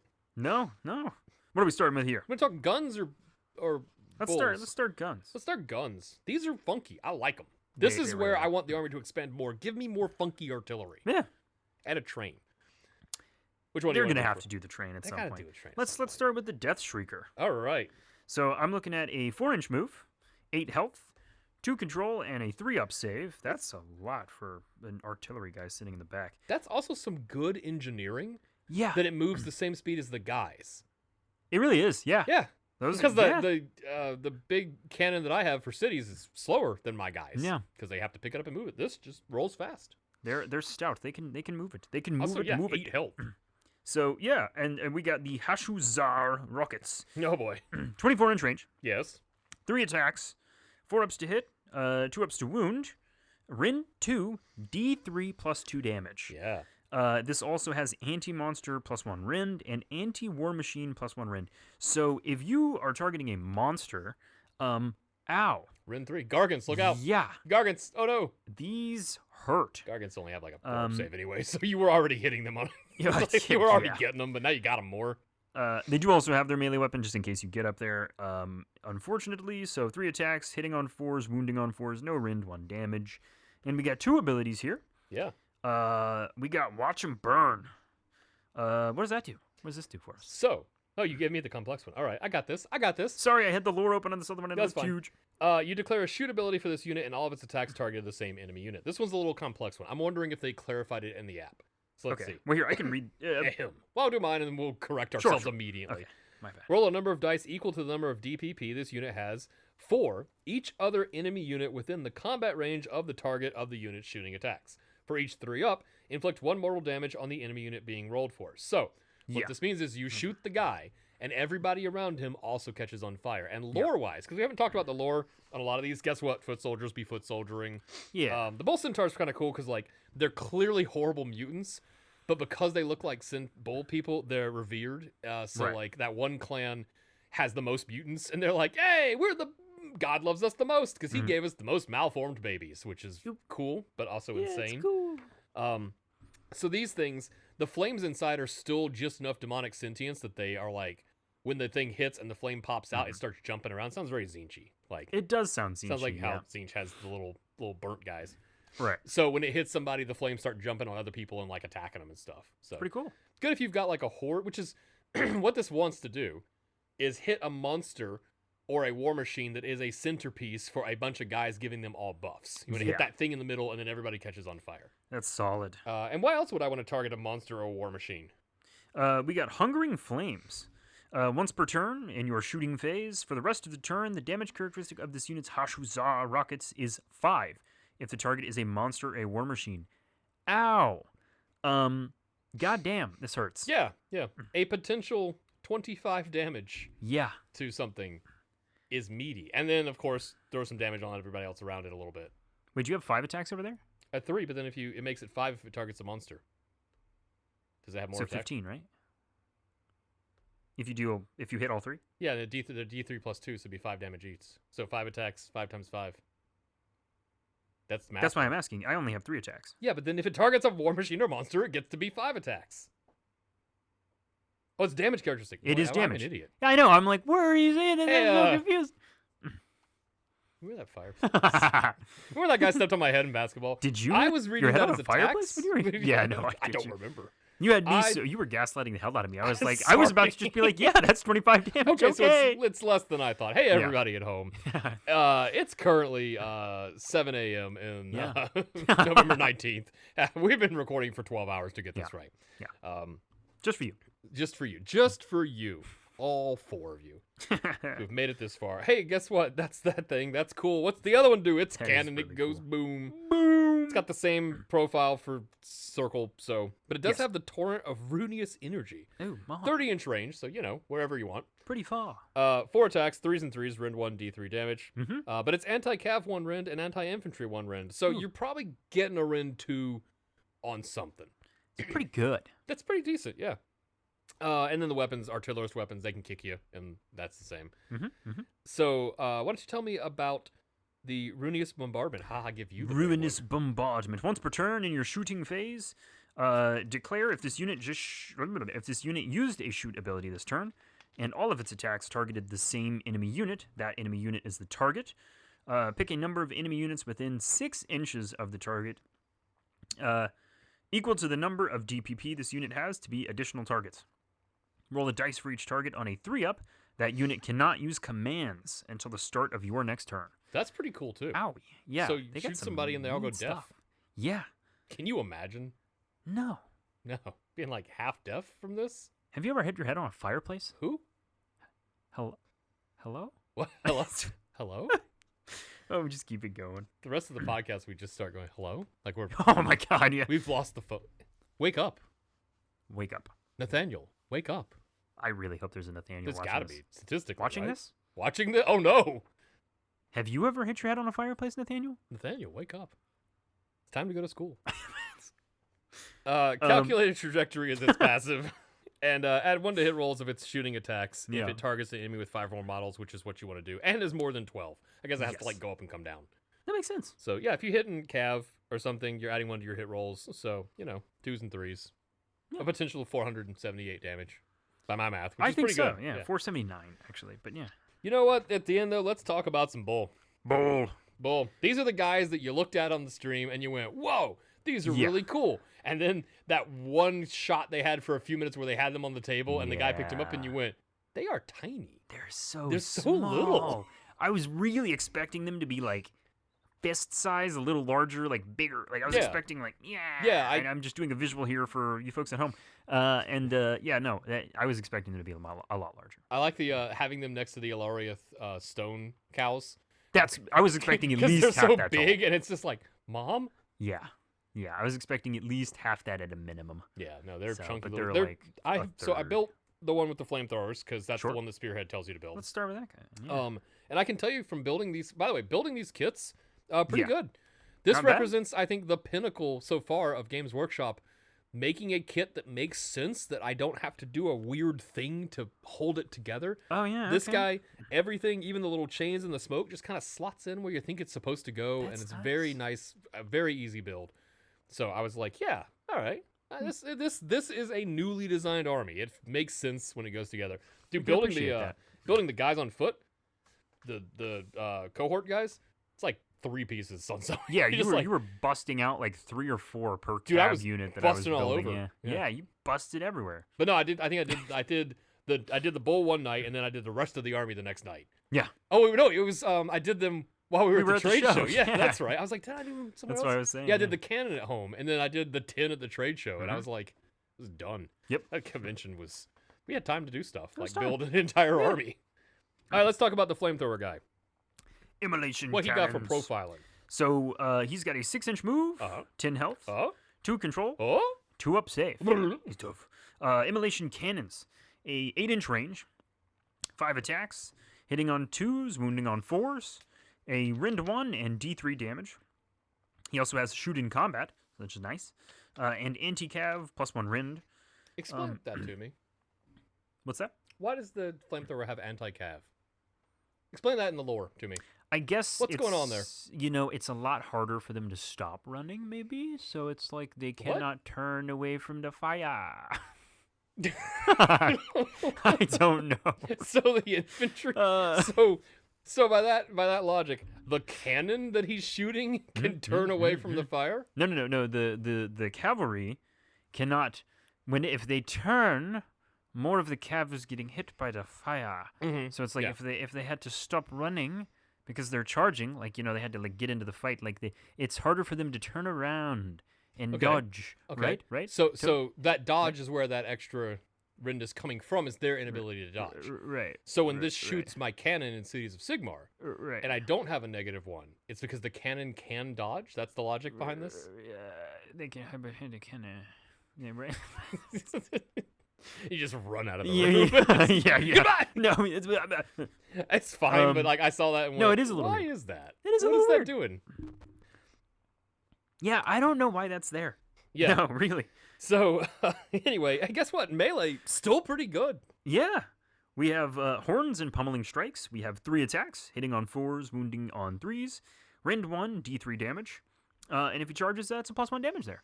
So he's a shooty guy that wants to charge in and punch you. That's nice. That's pretty cool. It's a little extra bonus there if you do. And Yeah. he gets the shooting combat, so there's no reason not to be punching and brawling. All right, so why don't you take the passive? Because I think that I might need to take... Or you take the passive Demonic Strength.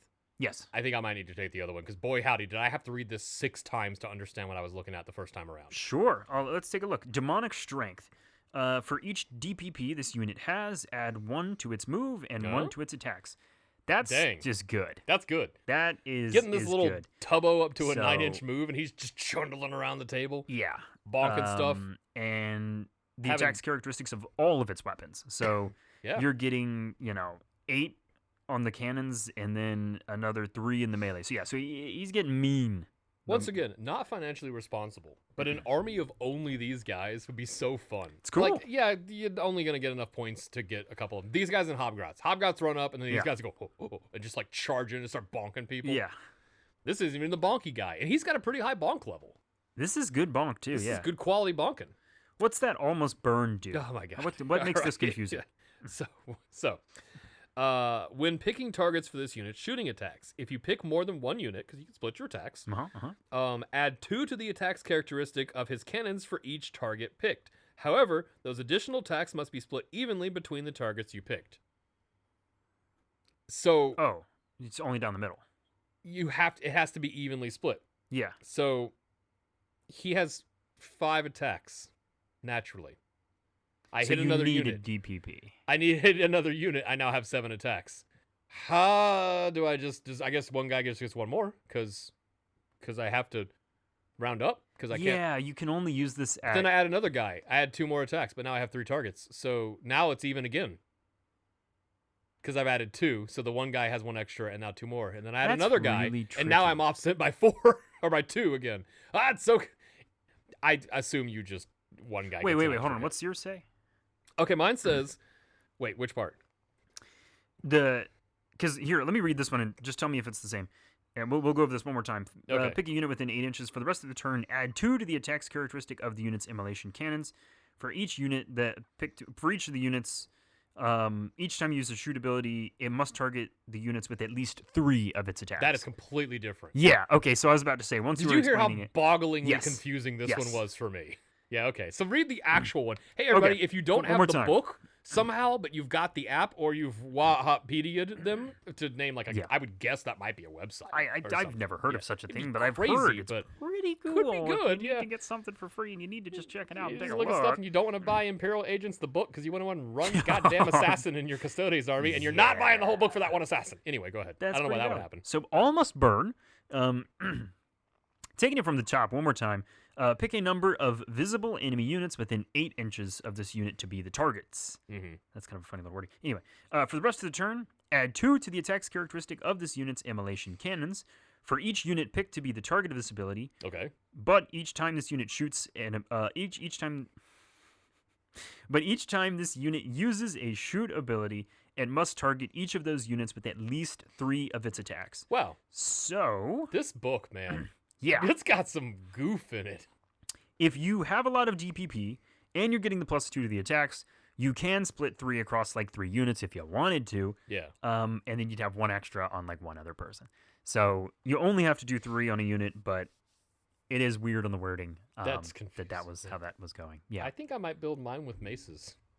Which are very good. Which are good and also less complex. Yeah. So let's talk about that. Hey, same profile as before. Yes, it is. He's got the Bane maces. The Bane You have my maces. permission to cry. So there's a charge +1 damage. Yes. 4 attacks, 4s and 2s, rend 1, damage 3. Just a solid bonking across the table. Yeah. So he's got, guess what? Demonic power, strength, demonic strength. Give him more PPs. He has move and attacks +1 for each. Yeah. So good, solid. We like demonic strength. Yeah. And what's Engine of Domination do? Engine of Domination. Once per turn, any combat phase. If this unit is in combat with any enemy heroes, it can use 2 fight abilities this phase. After the first is used, however, this unit has Strike Last for the rest of the phase and can only be picked to use a second fight ability if it is still in combat with any enemy heroes. Yeah. Bonk. Bonk. Yeah. And then he's going to probably survive because 2 up save. Yeah. With 10 health, so he waits a second, everybody hits him, he bonks him again. He does bonk him again, indeed. I think this guy's really cool. What's the points on this guy? Awesome. Yeah, so the ranged one was 190. Uh-huh. This guy is 170. That's not terrible. No. That's the same as a Charybdis, which is infinitely worse. Sure. Yeah, I run a lot of those, so...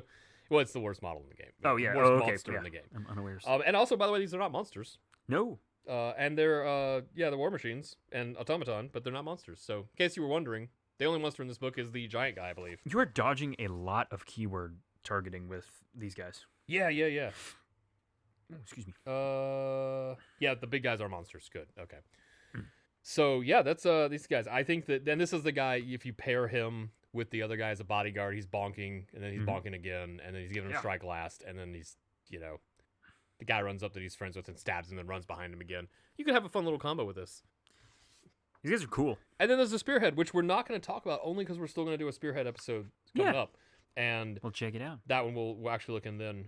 So hey, we've reached the end of this huge book that is. How many pages is this? 100 and some pages.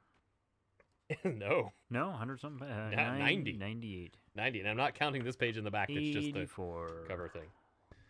So 72. No, none of those are right though. But thank you for trying. 58. You're just saying things. Isn't it funny that the first picture? So they give you the first picture here, and you go, "Oh, spooky," and then they show you all the models. But for some reason, on page 3, they're all kind of far away. So it does look very small. It's a weird opening shot. Yeah, I mean, composite. I mean, like in terms of like the actual like scenario, very cool. Like it looks cool. But like that looks like I don't know. Yeah. Yeah. So let's give this book a quick overview. What do you think? What do you like? What do you don't like? Does it make you want to play the army? Getting the book. That's like book thing number one. Book thing number one. Does the book make you? Let's say the models, you're agnostic to models. Does the book make you think the army is fun to play? I am a big fan of shooting, but like, I would have probably wanted. I mean, honestly, the artillery is probably what would bring me in. Yeah. Just because of like the Death Strike. That What's your thing is 40K cool. army again? What's up? What's your 40K army that you play? What's the? I mean, I did. It's the guard. Yeah. Okay. Yeah. Hey, but I'm not running artillery for my list. Okay. All right. Yeah. I'm just saying. But no, I do think the artillery is very cool, and the bulls. Yeah. We just said their name. Dominator engines. Yeah, those guys are cool. They are cool for sure. Everything else I'm kind of like, meh. It's pretty standard, dude. It's very standard. Like this book is extremely. Here's your wizard, priest, hero, monster. Yeah. 2 versions of 3 kits. Go to town. Yeah. Here's your cav. Here's your gun. Here's your bigger guy. That's it. I feel like if we're talking like. If we're talking solely on the book, I would say cool off the artillery and such, and like they did have a regiment that was kind of kitted around like some of the artillery, so cool. But like I'd probably end up going other things first. Yeah, but still a cool. I think it's a cool list for sure. It's something I would look at in the future. It feels if I wanted to come around to it. It feels like an army that, to me, to answer for my side. Sure. Do I want to go to 2K with it? Meme with the Hobgrots, yes. Memeing with only the bull guys and that big charging army. Yes. That sounds like it'd be fun. But I was like all cav armies. I'm a sucker for that stuff. Sure. And I get them, and I don't want to paint them because it's less guys, but it's more stuff for some reason. It is a lot of stuff. So like playing with all infantry doesn't super interest me because I've kind of got that in other armies. Fair enough. But I feel like it seems like this army being fully balanced, like having a little bit of everything, might be pretty good because if you bring Uruk-Tar, you can throw those points around and kind of focus on what you need. So maybe there's something to this army kind of looking like the pictures they show you. Yeah. Where it's got a little bit of everything, so you've got an answer for it. Is that quality for like a tournament? I don't know. But maybe it's fun. Maybe this is an army where you don't lean into one thing necessarily because there's not one thing that's like, oh my gosh, why would you not just bring 50 of this guy? Right. You know, you go, hey, a little bit of this and that, and it kind of works.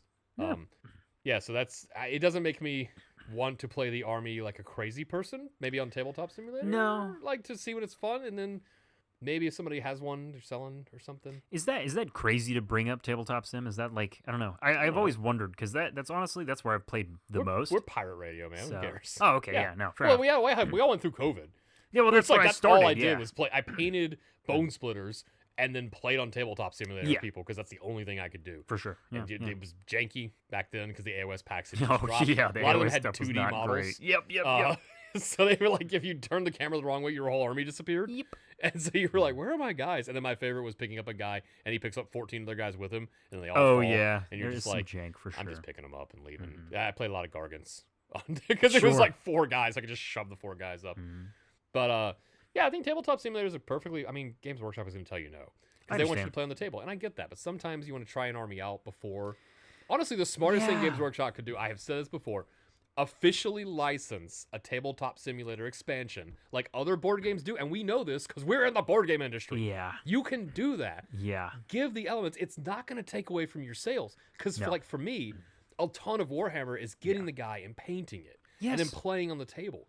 But I don't want to buy all of those bull guys, play that list and go, this sucks. I don't like the way this feels. I have said like how cool it would be, even if they, I mean, honestly, like the Tabletop Simulator route and just buying a pack or something, like, you know, that makes a lot of sense. But then like if they wanted to make their own, I don't care. True. You know, if they wanted to make their own like system like that, where you could like play the games there, like I feel like it's cool. It's another way to play the game. Like I would probably play a lot on there if that was an option. Just because, trying fun, weird lists is cool. And if it's really fun and weird, I'm going to go buy the stuff for it. Yeah. Because I'm going to want to go to a tournament and have someone go, is that 13 Charybdises? And I'm going to go, yeah. It is. It is. And I've lost already. But, like, I'm doing a fun thing. Yeah. So, yeah. But back to this book though. Sorry. In terms of like lore and art and stuff, cool. I think the lore is cool for sure. The lore is cool, and it does a good job of explaining them and making them seem neat and fun. Yeah. Without going too much like why weren't they here kind of stuff. I really love this picture, I think, the most. Which those of you at home are like, what? It's the one on the Legions of Hashut, which is the Fireslayer dragging the KO guy away as he is shooting at the impending army, and in the background, one of the bulls, way bigger than he actually is compared to the models, by the way. That's what I mean. Is shoving aside a piece of like a KO ship. Like it's such a good shot of like, holy crap, this unstoppable evil force is coming at us. I really feel like. Oh, I'm sorry, I just interrupted so hard. No, go ahead. But if the bull guys, the Dominator engines, the way they've played them up, I really wish they would have made them larger, or made them larger, or keep them the same size and then make it like 3 per unit and make them just like a really beefy infantry, like a super heavy infantry. Yeah. Like, and, you know, maybe you could make them like not 10 health and maybe they're like 6 wounds or something, and it's like 3 per squad. Well, you know, if you think about it, if you put 3 of them together and you kept their stat line basically the same, yes, you have an indestructible center of 3 guys, but you also have like 600 points of essentially, it's like you bought a 600 point monster, at which point it should be that crazy good. Yeah. That's more than a Gargant costs. Yeah. So, well, I feel like just size-wise is what throws me off these guys so bad. Like, everything else is so cool. If they were larger, then I might be like, oh shit. Like, I get pulled into the army more just by this huge hulking Minotaur. But what about this artwork here where one of the guys is throwing a Cities of Sigmar guy by his forehead? That's pretty great. That's pretty good too. He's dunking that guy into other guys. Yeah, that's the maces are cool. Like, I'm a big fan of the maces. The design overall, I like it. It's spiky. It's edge metally. There's no real soft edges to anything. Everything is kind of like a chunk.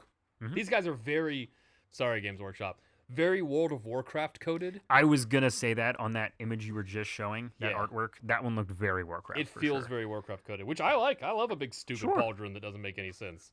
You know, I think that like overall, the aesthetic is good on this. The artwork is good. Of course, we've got the FOMO book, so it looks way nicer and stuff. Do I want to get into it more? We'll figure that out down the line. Yeah. So here's what's one thing you think this army needs? Are you just going with the bull guys should be bigger, or? If I'm not saying that. Another. I mean, obviously this is gonna be a classic, but like another infantry option probably that isn't dude with spear or dude with sword and board. Yeah, like sword and board, and then you have the 2 flavor gun options. Just more infantry would help, I think. Infantry with like a big 2-handed mace. Like a middle ground between, like he's like like the Chaos Chosen, where you only got 5 instead of 10, but he's like, these guys are heavy hitters. Like a heavy infantry option. That's a little beefier and that hits a little harder. I think that would be kind of cool. And 2 big 2-handed mace would be pretty cool. Yeah. I think here's my wild dream. Are you ready for my wild dream for this? I think they need a big lumbering. Imagine the train, but the train has come back from hell. Okay. Yeah. So this the train would be awesome. Yeah. This thing is on like the big pie plate base. Okay. And it's got huge treads. Yeah. And as it's rolling, on top of it is like multiple cannons. It's super slow. It moves like 4 inches a turn. Yeah. This thing just lumbers forth, but as it's moving, like all these little like arms are off of it, and they're like drilling into the ground and like pulling up resources, and it's like just leaving a path. It's very Fern Gully in the sense that it's just destroying the environment, cutting down trees next to it, like all these things. Like it's just completely demolishing it. So you're using it as like a mobile base, and it's just going up, you know, and it has big cannons on it and stuff, and like it's got like a 3-up save, and you know, but it shoots in combat, but it can't shoot the unit with it because they have some catapults that can't shoot units within like a certain range of them, because that's not how catapults work. So give it that thing where it's like, if you're staying next to it, it can't shoot you because it's going to just keep firing over you. Because big guns, they don't tire, you know. But like that's the concept I want. It's like you're basically a tank. I want the train to come back as a tank. Because this is the army where a tank thing makes the most sense. You're right, yeah. Like I think a tank would be pretty cool. Yeah, and it wouldn't be a crawler. They've already got the treads and wheels and stuff, you know. Yeah.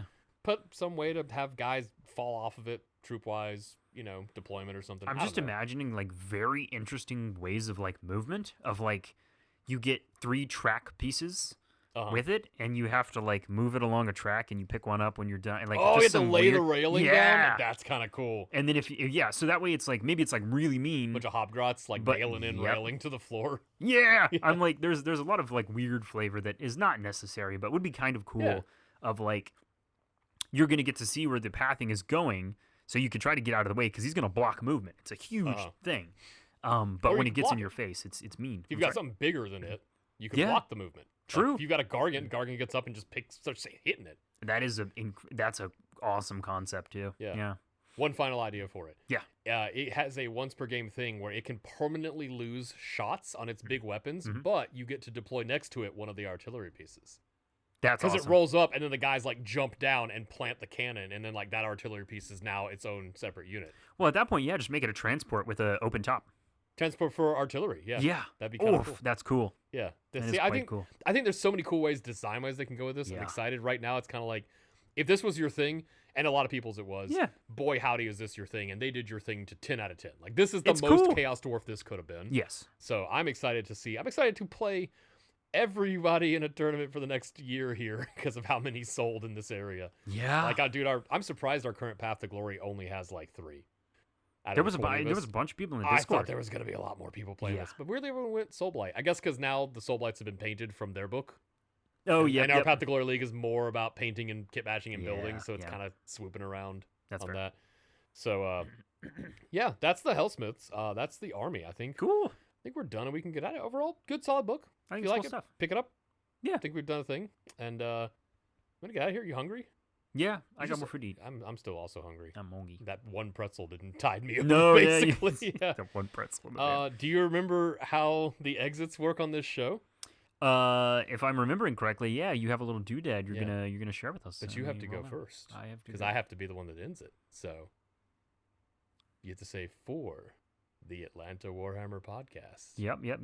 For the Atlanta Warhammer podcast, I've been Ryan. Is that a thing? Is this what we're doing? I don't know. I continue to be Zach, saying, "Welcome to Atlanta, Jack and Hammers and Vogues, back to the Mackin and Jack and the Clothes." Ludicrous.